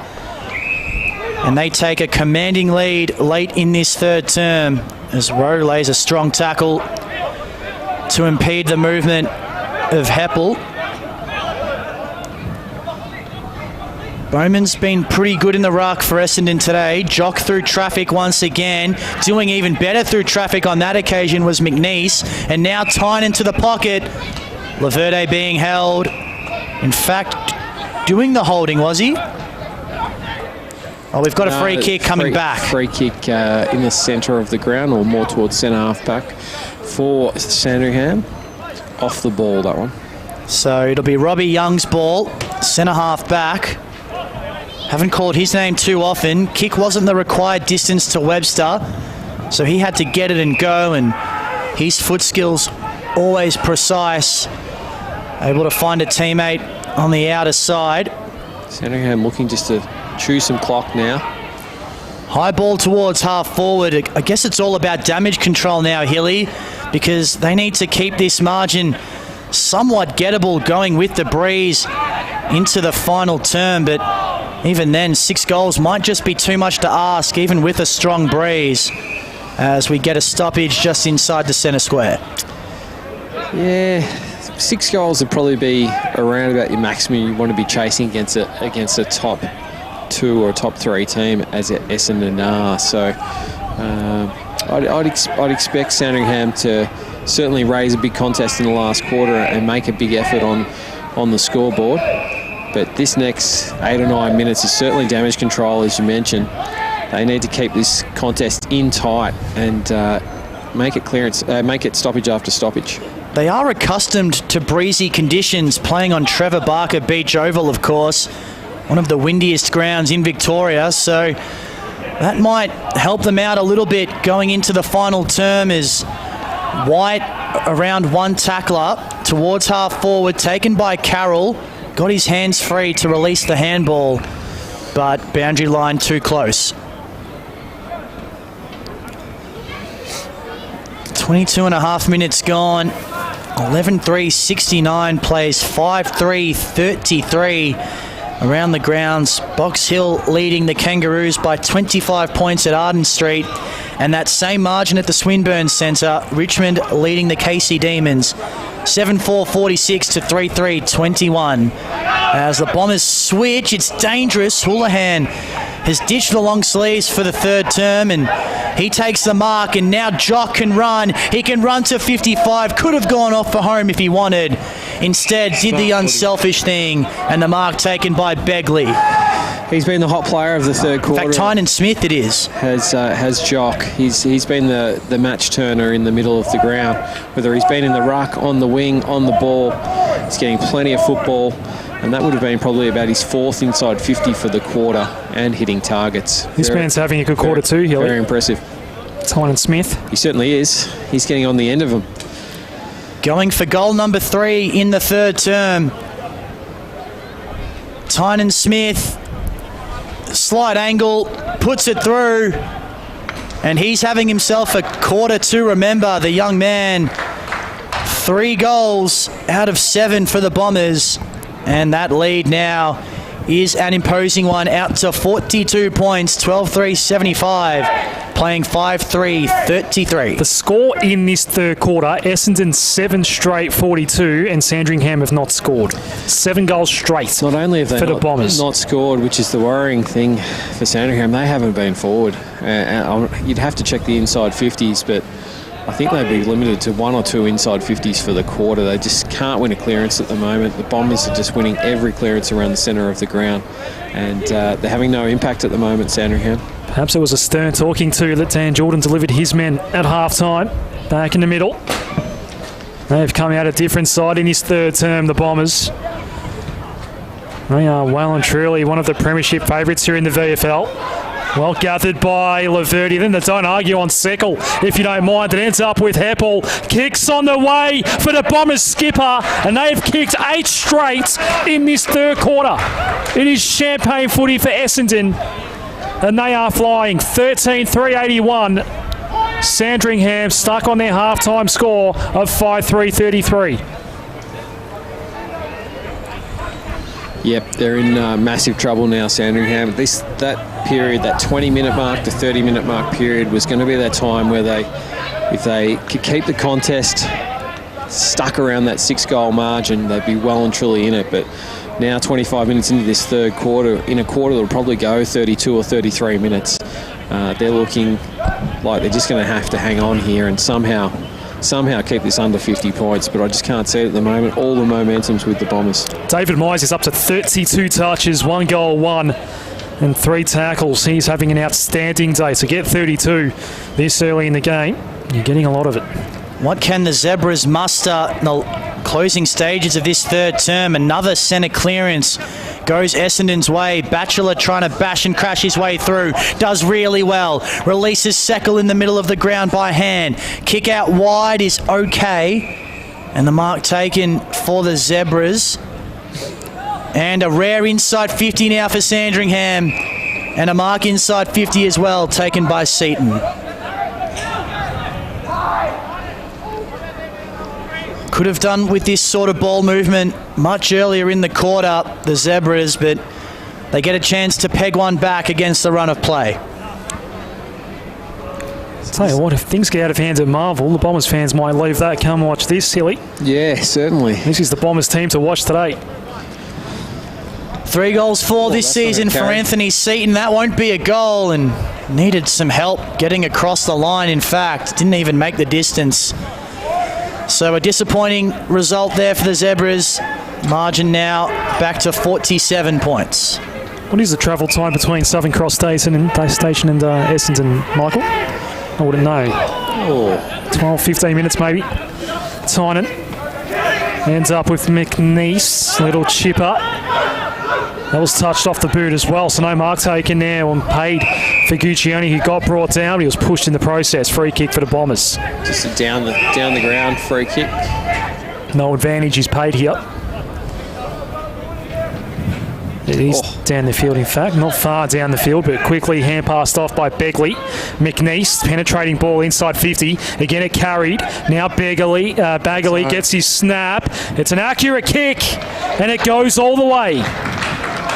Another goal. 14-3, 87, playing 5-4-34. The Bombers have kicked 9 goals straight in this third quarter. 27 and a half minutes in. About 26 minutes from Southern Cross Station to here, Adam. Really? Well, that's what PTV tells me, so... Surprised you actually went and followed that up. Well, you asked me the questions, Adam, and I deliver. So that's the sort of thing, Hilly, that doesn't happen when we've got a close one. No, that's absolutely true. But unfortunately, this game's blown out of control from the Sandringham. Is it beyond Sandy's reach, you reckon? Oh, it is now. It is now. Their tails are up, the Bombers. There's still probably 4 or 5 minutes left in this quarter. We've had 9 goals kicked. You'd almost certainly say this will go 33 minutes this quarter, so there's still time for more. From the restart, that bounce, the first one to go awry so far this afternoon. You might notice that Adam hasn't said anything about bouncing, but I get the feeling he might just say something now. I was muzzled by Al Jefe. So it's not the worst thing, and I'm sure some of our listeners might agree, Adam, as Seckle 3 or 4 efforts in there, but not able to get the ball free. Laverde there for Essendon. Pumps it inside to the one-on-ones. Gown with strength. Could you guys just check that radar, because I can feel some spots of rain. And it is quite dark at Windy Hill at the moment. If we get precipitation, I've got a feeling it's only going to be very, very light hilly, because the radar, while it isn't all clear, there's very light rain that's just coming across from sort of Ballarat way as we speak. That might hit us, but it's very light. So for his 4th goal, and to bring the margin to just under 10 goals, Noah Gown, as good as directly in front, it's home. Kicks the goal. And it's getting ugly fast here at Windy Hill. This might be one of the best quarters we've seen from the Bombers. That's 10 goals. 10 goals now for the quarter. 10 goals straight. So just the one behind for the Zebras. Noah Gown's got 3 of them in this quarter. Tynan Smith has got 3 of them as well. 2 for Mark Bagley. It's just about been the most comprehensive quarter of football I've seen from a team this year. And, to think that Sandringham were 33 apiece at half-time and were the better team for about a quarter and a half of that first half. To see them get destroyed in this fashion, it has been a clinic this quarter.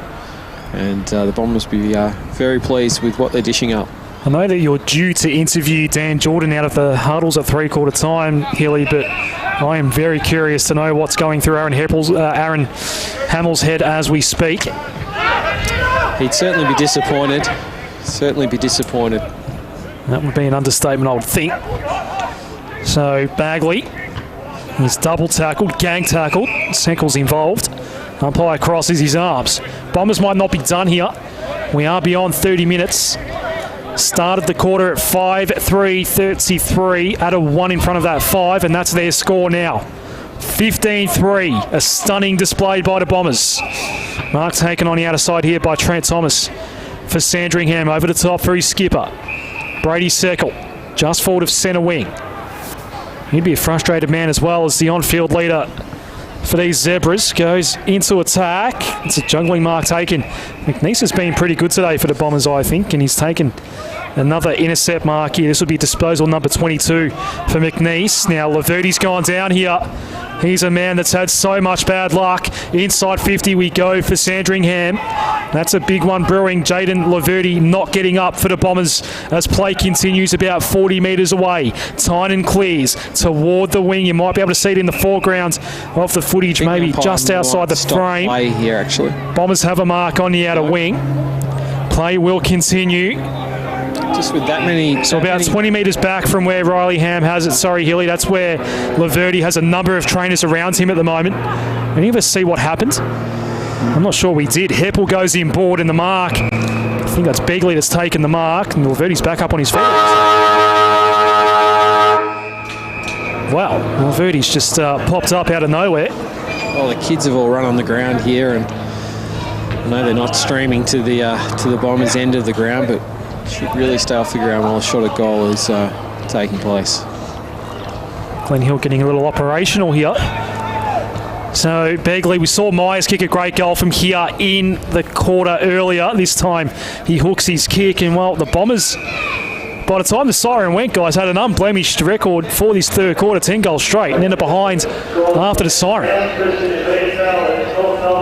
Was it a behind or not? It was a behind, just snuck in. It was nearly out in the full, and I was kind of wishing it to be out in the full so they could have the perfect quarter of 10 straight. But so 15-4-94, the Bombers, they kicked 10 goals, one in that third quarter. Sandringham kicked just the one behind. They are 5-4-34. Some goal kickers for you, Adam. Noah Gown leads the way with 4. He's the leading goal kicker on the ground. We'll just pause because we've got the incident involving Jaden Laverty coming on the replay now. If you're watching us on VFL.com.au, copped some heavy contact from Jake Batchelor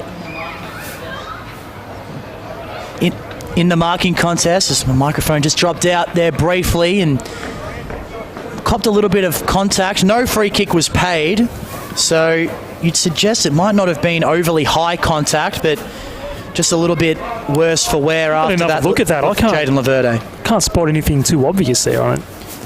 No, I didn't see anything too obvious either. We'll get another look at it, perhaps in the next minute or two. Yeah, we'll come back from the break, see if we get another look at it then. So we'll just run through the rest of those goal kickers quickly. Gown leading the way with 4 for Essendon. Tynan Smith with 3, all coming in that third term. Bagley and Houlihan with 2 apiece, and singles to Begley, Laverty and Myers for the Bombers. As we just get another look at this. Perhaps a knee to the rib. Yeah, Jake Batchelor. Or in the stomach, perhaps winded. Yeah, sorry for the SEN2 audience that can't see this at the moment, but it was a bit of heavy contact in the marking contest between Laverty and Jake Batchelor. Laverty stayed down for a while, but seemingly okay now. The good news is he is back up, as you mentioned, Adam, and we'll just run through those Sandringham goal kickers quickly before going to a break. They haven't changed since half-time. Sam Rowe with 2, and Fox, Joyce and Webster with the singles. We'll take a break here on Hard Jacket, Totally Workwear. VFL Live, it's the Bombers by 10 straight kicks, 15-4-94. Sandringham, 5-4-34. Nature's an amazing place. It's a perfect balancing act, thriving with life. Some of which we don't even see. Like the billions of microorganisms that help keep nature in balance.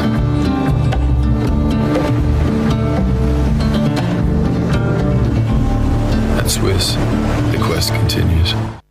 At Totally Workwear, we kit out the brickies, the chippies, the foremen, the tradies.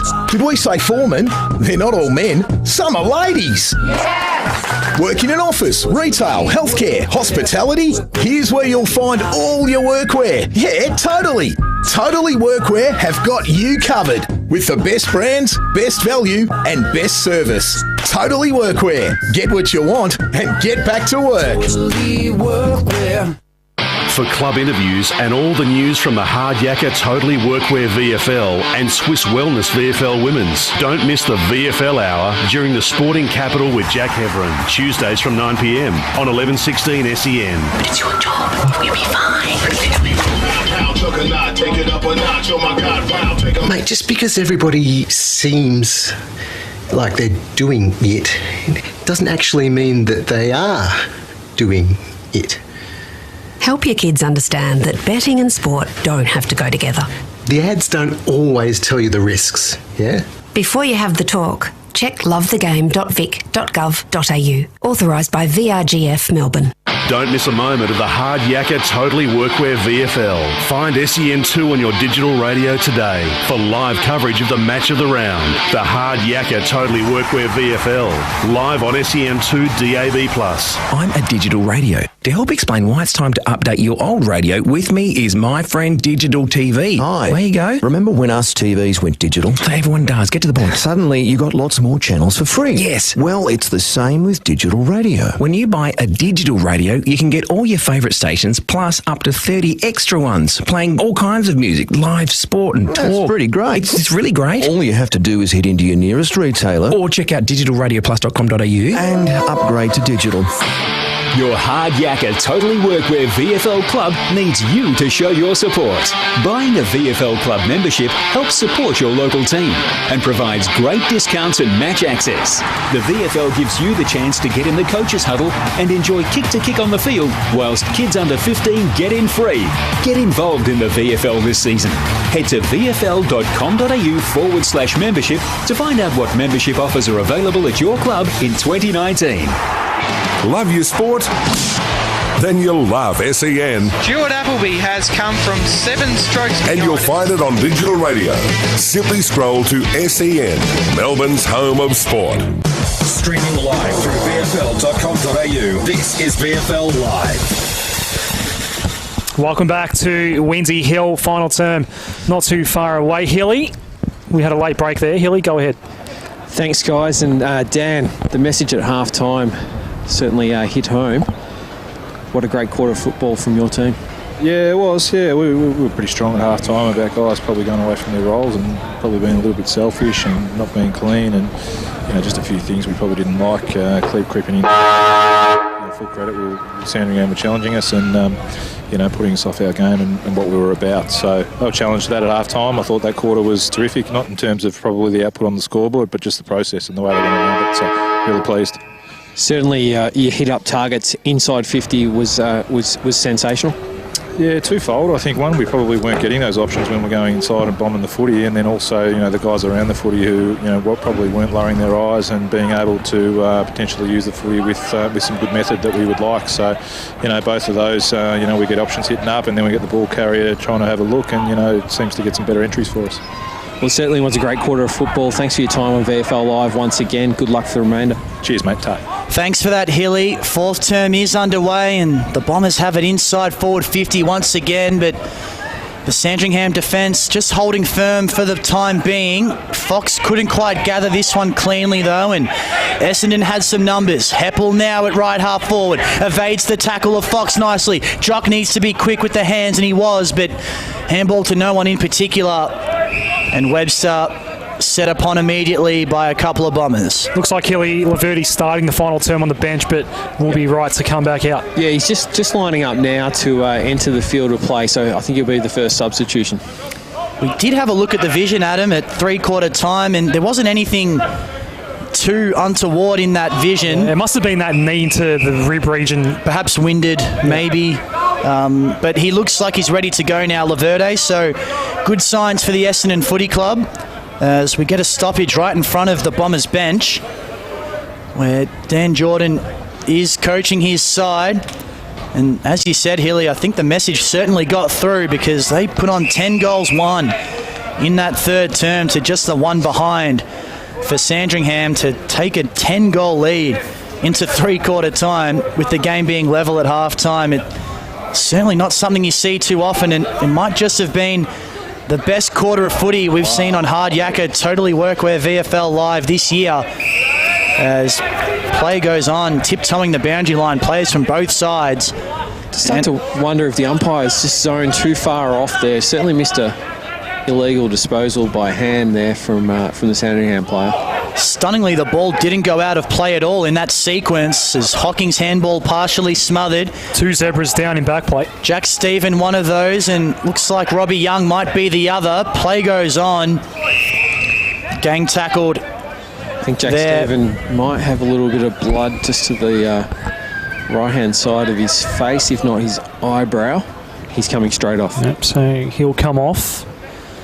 Play resumes. Young's okay because he got that soccer off the ground back toward the middle of the ground. It bounces away though from Jock. Hayden just fumbled, eventually long. A wobbling ball, 2-on-2 here. No mark was taken. Now we've got a foot race for the ball, which is being led by Danny Noonan, but he gets pushed out of it. Oh, Smith! He's kicked the goal, but it might not count. It won't. That was one of the goals or non-goals of the season. Still worthy of a highlight, I reckon, but it won't count for anything. Boundary throw-in. And he's just out of bounds in that tight pocket. Just need a little bit more space. That's one of the greater non-goals I've ever seen. Boundary throw-in. Front of the Reynolds stands here at Windy Hill. Rowe gets rid of his man and, well, had a while to get rid of it. Fox, interesting handball there. Just put Phillips under a little bit of pressure. And Gown forces him out of play. Boundary throw-in. Thought we might have seen Sam Rowe full forward this quarter, but he's playing up around the ball and in the ruck. Trying to spot Kai Owens at the moment. I don't know if he's out there, Healy, at the moment. Can't spot him. Boundary throw-in. Rowe again tries to grab it out of the ruck. It doesn't work out that way, though. Eunan's over the top of it. Fox brings him down. Still had it and got a kick away. Tried to sort of assist it toward Begley. Gets held up. We've got a ball up. Bombers by 10 snags. That's what we've got here. They kicked 10 goals, 1 in a stunning third term. Begley smothered off the boot. Bagley taken high, gets the free kick. And a shot on goal coming up for Mark Bagley, who kicked 2 of those 10 goals in the third quarter. You just feel that the body language from the Sandringham players it's all over. You know, their hands are on the hips. We've only been going 3 minutes here, and I could count probably 8 players with their hands on their hips at the moment. They just the body language is not there for them. They've put the white flag up. Even though the Bombers are kicking into the breeze this quarter, I wouldn't be surprised if they win on with this. So Bagley, virtually no angle to deal with. Kicks from 30, kicks through it and kicks the goal. Their goal kicking has been stunning today to Bombers. And they've turned up 16-4-100. Sandringham 5-4-34, just 1 behind since half-time for the Zebs. So that margin now out to 11 snags, Adam. Perhaps doable at a family barbecue, but maybe not in the final term. Oh, maybe I just speak for myself there, I don't know. Put away a few, can you, Michael? I've been known to. But 16-4-100, how about that scoreline for the Bombers? It's been really windy this afternoon. Windy Hill, of course, living up to its name, but fantastic goal kicking. It's hard to believe that this game was level at half-time. As we get going once again, that bounce will be recalled. Around the grounds, Box Hill by 25 points over North Melbourne at Arden Street, and Richmond leading the Casey Demons by 18 points early in the third term at the Swinburne Centre, as Heppel lays a big tackle on Sam Rowe to bring him down, and the ball lodged in the middle of those two. Really important game, that one at the Swinburne Centre with the Tigers up against Casey, and could have ramifications on positions at the end of the season. Josh Beckley getting some work on his wrist, Hilly. Probably out of your line of sight, though. Oh, yes, just got it now. Jordan Houlihan wrapped up on that occasion. We'll get another stoppage. Mentioned earlier, Hilly, big game for the Casey Demons. They are just lurking in 9th spot at the moment. Last year's grand finalists and looking to make a charge towards finals. Yeah, they need a couple of teams to help them out, but they need to keep winning as well. And Richmond at the Swinburne Centre, well, there aren't too many more difficult tasks than that one in the VFL at the moment, as Union keeps it in play. Now the kick comes inside forward 50, and the non-officiating umpire has awarded a free kick, and that might have been for contact after the kick. In fact, it's going against Essendon. So it'll be a Sandringham ball. Yeah, the free kick's out over on the half-back flank there on the outer side. Robbie Young's won himself a couple of off-the-ball free kicks today, perhaps getting under the skin of some of his opponents. Can be a feisty character, Robbie Young. Of course, his first season on the St Kilda list after coming from North Adelaide in the Sandful last year, where he won a premiership, and, well, he's turned it over with this kick going through the corridor. Inside forward 50 for the Bombers. Unan, is he paid? No. Had a couple of bites of it, but getting a fist in there was Hill for Sandringham. Did just enough to neutralise the contest, and now we get a stoppage. Centre half forward for the Bombers. Jake Batchelor just coming off for Sandringham with a foot injury. Just say he looked a little hobbly there too and might not be back. All right, so Myers, the leading ball getter on the ground. Bagley having a good day up forward, takes a good contested mark on Hill. What's Bagley's stats for today, guys? I'll get those up for you in a moment, Hilly. This might be a tough kick. Certainly won't carry the distance from there. Didn't think about a shot in the end, so the lead's on offer here by Jaden Laverty. Great and he pass. takes the mark. 11 touches and the 3 goals for Bagley. He's had a really productive game. He's looked clean, he's looked good every time he's got the footy, and smart football there. Just hit the leading player up, and again to another smart footballer, Jaden Laverty. Knows that the ball's not going to come in deep. They've obviously worked that one out today. It's certainly the lead-up player 40 metres out is your better option. Kicked one at this non-scoring end in the second term, did Jaden Laverty earlier today. He should just bend a little bit left to right, and he should kick the distance. We've got a good view of it. There's a little bit of left to right. It does the job. Glenn Hill might be best on ground today, Michael. He's having a good day on boundary. 17-4, 106 to 5-4-34. Your margin is 72 points on Hard Jackets, Hardly Workwear, VFL Live. Probably something that's not helping Sandringham at the moment is the breeze just has lightened off a little bit, and does tend to do here in the last quarter as we sort of draw late into the day in winter. It doesn't always blow for the whole day. It's just lightened off a little bit now. And that certainly helped Jaden Laverty kick the distance there. So this isn't a result that's going to help Sandy's cause, obviously. They're just about out of finals contention now. They can be mathematically out by the end of the round. Well, unfortunately, this is probably the contest that's going to see them off for finals for this year. But obviously the next few weeks they've got some teams to overcome and some young players to push through. So let's hope they can get some results. Looking like it'll be an 8th straight loss for the Zebras as they go inside 50, but comes back out almost immediately as Mayo wins himself a free kick for front on contact. He's tried hard today, Jack Mayo. Hasn't gotten amongst the goals, but he's worked hard at both ends of the ground as he sends a high ball inside forward 50. Everyone misread it. Ball gets to ground and taken down there is Dara Joyce. And we get another stoppage. Inside forward 50 this time. Almost 10 minutes gone in this final term. It's a 62-point lead for the Bombers. So they clear defensive 50. Laverde was just clean when no one else was. And now Tynan Smith, who had a big third term with 3 goals, turns it over with the handball to Noon, but he might have given it straight back. Good defensive pressure from Essendon despite having such a big lead so late in the game. You can tell they're up for the contest, the Bombers, and the Zebras have just struggled to meet them at that level.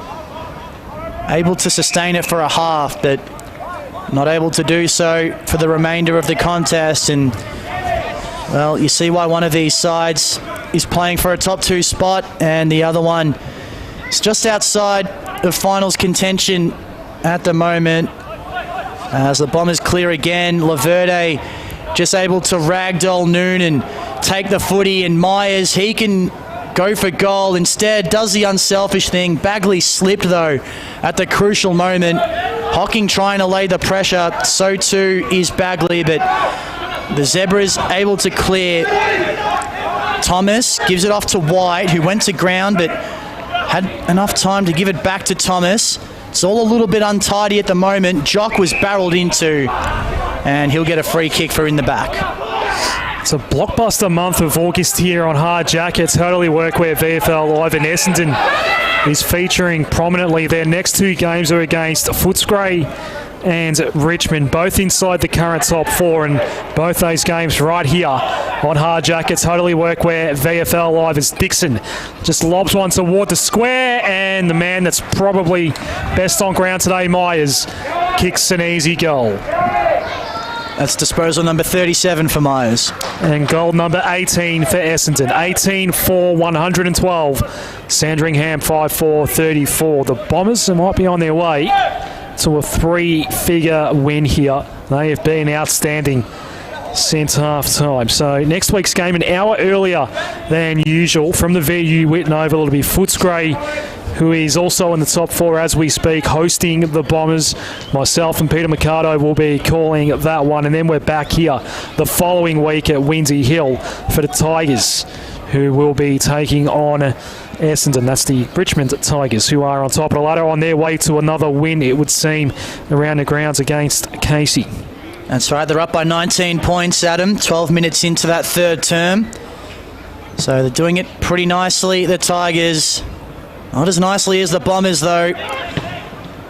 Leading by 68 points. In fact, 78 points, I should say.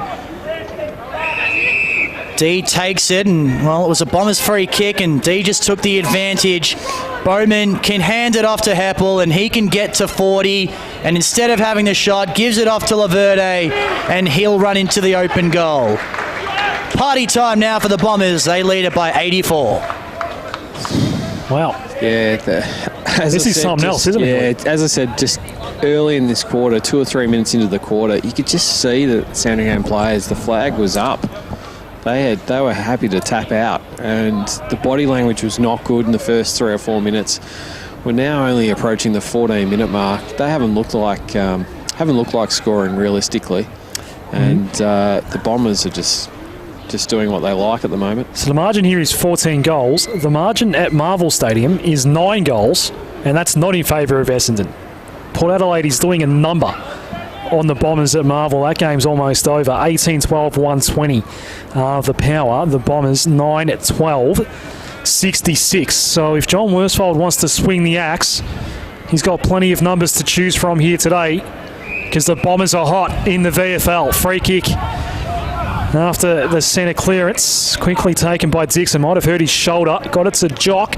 Inside 50, Begley. Couldn't hit a target, and it's actually well marked. I think there might be Hill down there.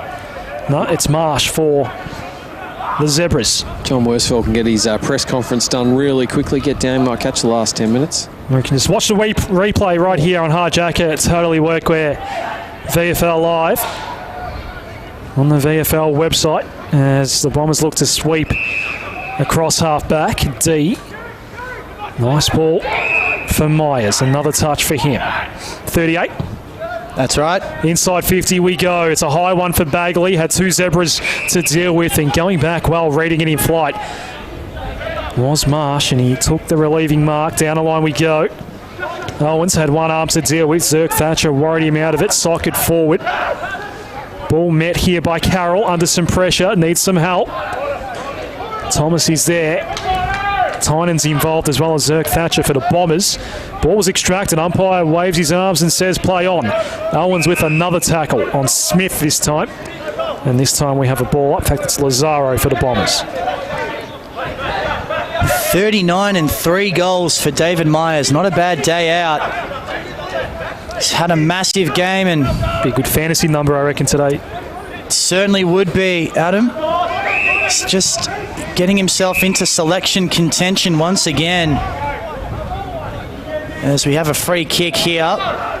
As I said, I think I saw something come through. Orazio Fantasia might be under an injury cloud for the Bombers. Had kicked a couple of goals early on in that game, so He'll be sorely missed for Essendon in their charge towards September action in the AFL as the ball's taken by Seaton, nicely crumbed, and he kicks himself a good crumbing goal. First goal of the second half for the Zebs.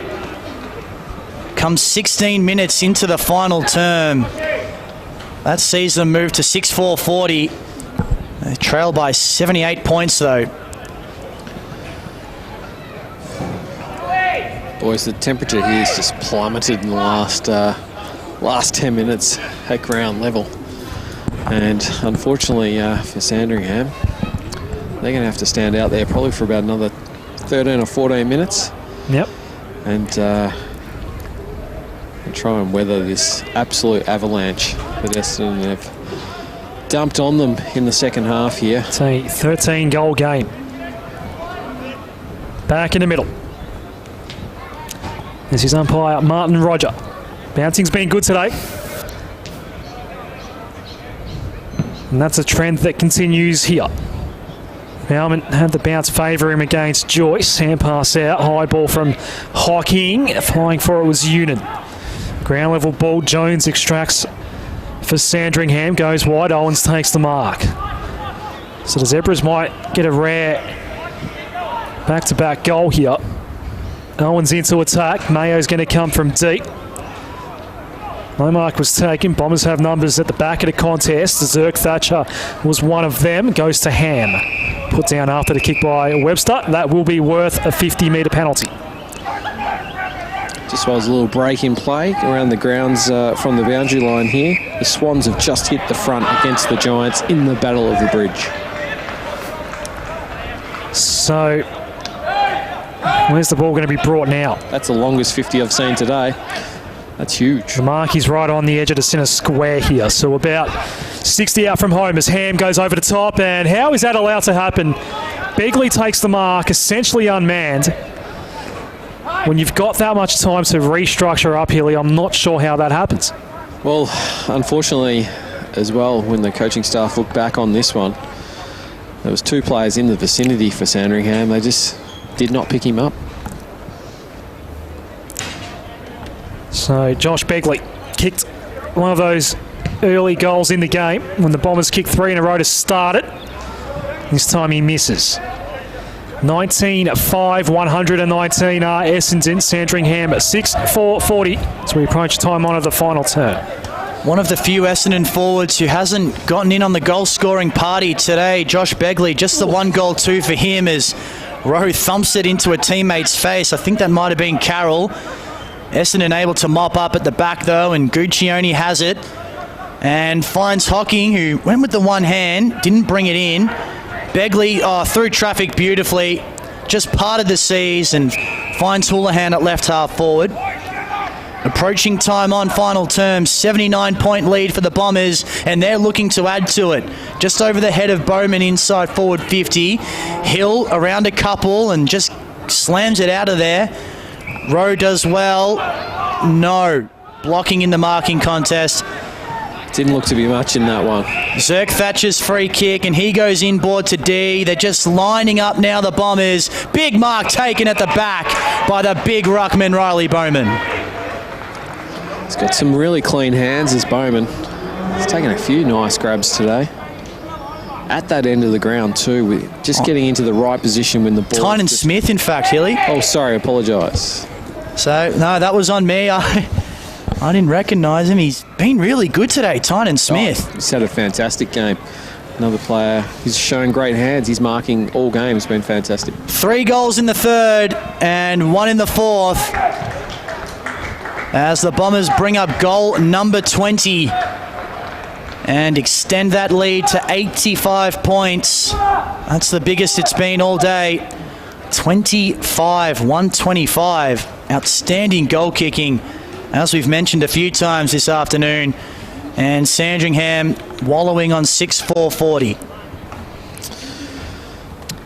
And just, there's so many players to choose from for an interview after the game. For the Who are you leaning towards at the moment, Hilly? Well, Myers has had nearly 40 touches. That's a phenomenal game. in terms of leather poisoning. Did kick a fantastic goal as well. Not too bad, is it? And then you've got some other players that have just stood up in the forward line and kicked accurately. 3s and 4-goal performances. There's a wealth of players to choose from at the moment. There might be a couple of Bombers out here today. AFL Bombers next week have a massive game at Marvel Stadium against the Western Bulldogs.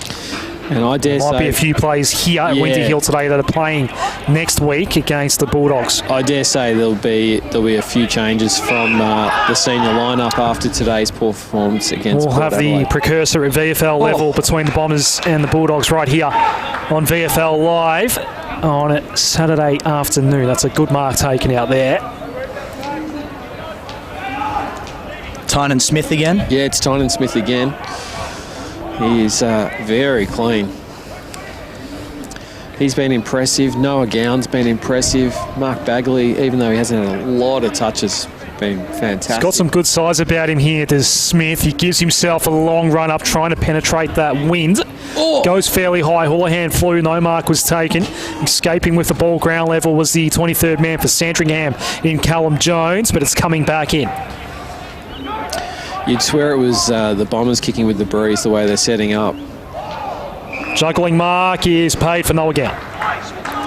He doesn't want to shoot, at least initially. This guy is really impressing me. He's had a great game. He's been so good above his head. He's taken everything. If you're just tuning in and watching us on VFL.com.au and looking toward the left bottom of your screen and looking at that score, I can confirm at half-time the scores were level, if you can believe it. 5-3, 33 apiece was the score at half-time before the Bombers went bang 10 times in the third term unanswered. So Gown, I'm not sure what that was. It wasn't a shot. It wasn't a pass either. It was just a kick long and forward. Laverty, they don't argue, coughs up the ball. Fox, he coughs up as well. Cirque Thatcher won it back for the Bombers. Now Union just had to try and work his way out of the phone box there, was under some pressure. Finally, Laverty hacks it forward, and Tynan Smith again. Wow. If he slots this one, would this be 5? It would, yes. Hilly. Good haul. Very good haul for a 23rd man. How many marks has he taken today? We'll get on to that. Because it seems to me that he's had a wealth of footy. Just the 4. Just the 4. Okay. I thought he might have been approaching 7 or 8. So for goal number 5, kicks on the way. Didn't like it off the boot. Sprayed it pretty badly. Didn't even register a score. Out of bounds on the full. Almost ended up in Essendon District Football League headquarters. Mayo takes the mark here for Sandringham. Tom Jockey's coming on for a pretty tired Dave Myers, who's had an outstanding game today. Kick goes down the line here. Bouncing ball just overrun there by Jones. Bounced away from him, in fact, in the end. Long one at back. D. Hand pass in board. Begley missed his target in Jock. Now, is that a free kick because the runner got in the way of the play? Yeah, I think so. It is. Of course, at VFL level, runners are allowed out there in play, unlike the AFL. It's in the hands of Tynan, right in front of Glenn Hill, who could just about smother this ball if he felt like it. Not sure it would go down well with El Jefe, though, if he did. Just trying to be involved. Right on 50 here. Lazaro, that's off the boot, and bounds on the full. Off the side of the boot. So this one's just petering out, really. Marsh to take the free. Joyce at the back. Got the knee up, but couldn't bring down the footy. Here's a chance for Zirk Thatcher. Doing it at the other end of the ground now. Begley at ground level. Laverde, in fact, around one and the other. Hacked out of mid-air by Smith. That's a man with confidence. But only as far as Hill inside the defensive goal square. Being played all inside Essendon's forward 50. The waning moments of this contest as Phillips tries to work it out by hand to Owens. Succeeded, but all comes unstuck at centre wing once again, and the Bombers can just slice and dice their way through this Sandringham defence. Into the goal square, Laverde had a couple to beat. The mark taken for Sandringham by Claverino. That volley from Smith a few moments ago, it's very Eric Cantona-esque. One of the great Manchester United players from 20 years ago, 25 years ago. Certainly confident at the moment is Tynan Smith. You don't go trying that kind of thing if you haven't kicked 4 goals in a half. And there's a chance for John O'Hayden now for Sandringham, and they're able to get themselves over the centre line, but it's not really going to do much for them. Ball stuck in a pack. Round of the grounds, we have a thriller at Arden Street. It's the Box Hill Hawks by a single point over North Melbourne, 10-10-70 to 10-9-69. That's 25 into the final term in that one. Free kick advantage Essendon's way. Dixon has it at centre half back. Looking for Houlihan against a couple. Did well to get it to ground, and now Bagley tries to take them on. Risky. Unan needs to watch out. Didn't have prior opportunity though. Ball spills free in fact, so that allows Answorth to get his hands on it, but eventually he's taken down as well. In the other game at the Swinburne Centre, Richmond 8-5-53 are leading Casey 3-5-30. I don't think that's right, but Kangaroos 4-6-30. There you go. Hit the lead at Arden Street, Adam. They've just kicked a goal. 75 plays 70 now. 25 and a half minutes into that final term. And that one has big finals implications for the Box Hill Hawks, sitting in 8th at the moment. And if the Casey Demons are able to overcome Richmond in the final term of that one, they might just find themselves in 8th place if the Hawks go on to lose. So plenty of implications around the VFL this afternoon. A string of back-to-back stoppages here. 4 games coming up tomorrow in the VFL. You can watch the Northern Blues take on Collingwood at Marvel Stadium on Channel 7. That game will kick off just before midday. Begley goes into attack. We'll check the other games out in a moment. Bagley shrugs off one potential tackler. Got to look at the sticks, but it's swinging back. And, did the umpire pay the mark before the ball arrived in the hands of Houlihan? I think he did. And then called play on. The umpire preempted the play. You cannot do that if you've blown the whistle. Well, the only assumption was it's a free kick while the ball's in flight, but if you've blown the whistle and paid the mark, you cannot then call play on. Not sure I've seen that before, Hilly. That is a new one. Bombers have been that good today. The umpire was just assuming it was going to happen. Free kick here for Sandringham. The other games, by the way, in the VFL, we'll come back to that. Hold that thought. Game over at Windsor Hill, and a stunning display by the Bombers. 25-125. Too good for Sandringham today. 6-4-40.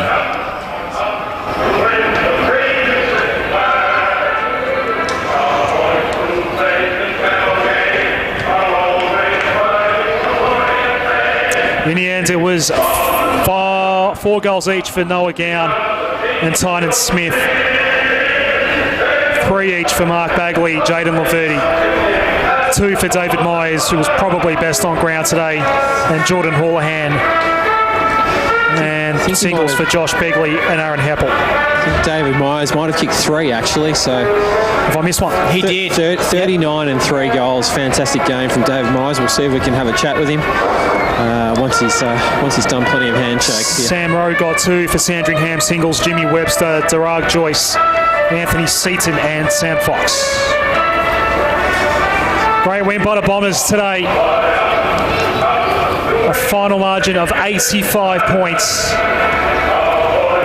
Glenn Hill trying to fetch down a post-game interview for us. Might give me a chance to finally go around the grounds, Michael, for the games tomorrow. So Coburg will take on Werribee at Piranha Park at 12:30, then 2 games at 2 p.m. Frankston will take on Footscray. That's Essendon's opponent next week there. The Dogs and Port Melbourne will play Geelong. Hilly. Thanks, boys. David Myers, fantastic game of football from your club in the second half today. Obviously, it was a tight contest in the first half, but you certainly built up some steam in the third quarter. Yeah, credit to Sandy. They brought the heat early, and we were a bit off as well. So just took a realignment after half time to get back to the way we want to play. And I thought we did that really well. And the scoreboard looks after itself. Was it a stern message at half time? Was Dan a bit upset with the first half? Yeah, it was just stated the obvious. We all were. We knew where we need to be, and ebbs and flows of a season happens. It's your ability to realign and get back on the horse, and I thought we did a pretty good job of that in the second half. Also, too, very efficient going forward. And I talked to Dan at the three-quarter time break, and he was quite happy with your forward entries in that third quarter. Yeah, look, I mean, you work on your goal-kicking craft during the week, and you have days like today where they all go through, and you'll have days where they don't. But I think for the most part, as you said, entries were pretty good to advantage, and pretty unselfish in that third quarter as well. That's why you get the result. And it would have been nice to hit the scoreboard yourself as well today. 3 goals and 39 touches as well. Fantastic all-round performance. Yeah, mate, just happy to do my bit. Young guys are great, so I'm trying to show them the right way to play, and hopefully we can get something a bit sweet in the end of the year. No worries, Dave. We'll let you join the rest of the guys and go and celebrate the win. On you, Glenn. Thanks, mate. Now, Hilly, I'm speaking from local knowledge here. If you hang just at the top of the race there and poke your mic in, you might be a chance to get the song. So we'll see how we go there. It's good to have a home ground advantage, Michael. Stunning performance by David Myers today. 3 goals, 39 touches, 3 tackles as well for his day. So we might be a chance to get the Bombers song here. If you're listening to us on SEN at 2, we are on air until 4:45 today. If you're watching us on VFL.com.au, our coverage will be wrapping up shortly. 85-point win, 125 for the Bombers today. And that was off the back of a 10-goal one. Third quarter, Sandringham 6-4-40. A game that was even at halftime, Michael. I think we're going to get the song by the sounds of it. Sounds like we might just do so, and well, they'll cut us off when they get started. But just a phenomenal second half from the Bombers. 15 goals to 1.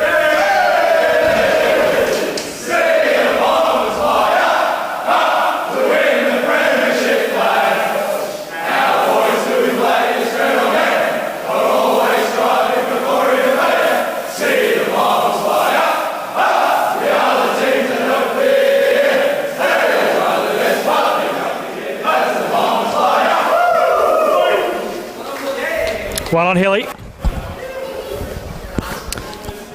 Sorry, Michael, I thought you were in the middle of a point. No? No, it's just pointing out a 15-goal to 1 second half. Excellent work from the Bombers, and they just showed why they're one of the teams to beat in the VFL this season. Upset alert at Arden Street. North Melbourne has beaten Box Hill, the reigning premier. North Melbourne 11-9-75 have won by 2 points over Box Hill. 10-13-73. Nash Holmes ended up with 2 goals. Tom Wilkinson got 2 singles for Lockie Hosey, Murphy, Curtis Taylor and Verby for the Hawks. 4 for Matt Walker. Caden Brand and Taya Miles both got 2 singles for Adducci and Ross. Some of the individual stats. Rovak got 33 in the end for North Melbourne, 24 for Jimmy Cousins for the Hawks. The other game is, well, in the final term about to get underway. Richmond are holding a 23-point lead over the Casey Demons, 8-5-53. The Tigers, Casey 3-5-23. Jake Arts has 2 goals. Oleg Markov, Connor Menadue both have 2 each singles for Brewer and Pickett. All singles for Casey. They've only got 3 goals so far today. I think they've actually got 4. That might be an incorrect stat coming through there. I think they're 4-6-30, but the goal kickers that are showing up, Lockhart, Loudon and Munro. Some of the individual stats, Marty Hoare has 23 for Casey. Paddy Naish, the leading ball getter for the Tigers, with 22. That Box Hill loss in particular, a really important one. What's that done to the ladder? We approach the final few rounds of the VFL season, and just having a look at what it's doing on the live ladder, the Box Hill Hawks slumped to 7-7-1. And Casey and the Northern Blues are hot on their heels, both with 7 wins each. And the Northern Blues playing Collingwood tomorrow. If Collingwood loses that, they're certainly out of contention, sitting at 6-9 at the moment. But if the Northern Blues win that game, they will move into 8th place. And depending on what happens with the Casey Demons, they could also sneak into the 8 if they're able to affect the upset over Richmond. Might not do so, as the Tigers have just kicked the first goal of the last term, but that loss by the Hawks is keeping a number of teams they're just keeping them in touch in terms of making the finals. So the VFL, we're not far away from the finals. The finals will get underway, I think, on the final day of August, on August 31, and then on the Sunday it will be September, the best time of the year for us footy fans. If you're watching us on VFL.com.au, we're about to say goodbye to you guys. I hope you enjoyed, well, if you're a Bombers fan, you definitely would have enjoyed what you saw today. Essendon 25-1, 25, 85-point winners over Sandringham 6-4-40. Switch over to SEN2. You can listen to the end of our coverage. We'll be going for another 6 minutes or so. Next week, the Bombers will take on Footscray here on VFL Live, the earlier start time of 12:45 from the VU Whitten Oval. So we'll say bye now to our streaming audience.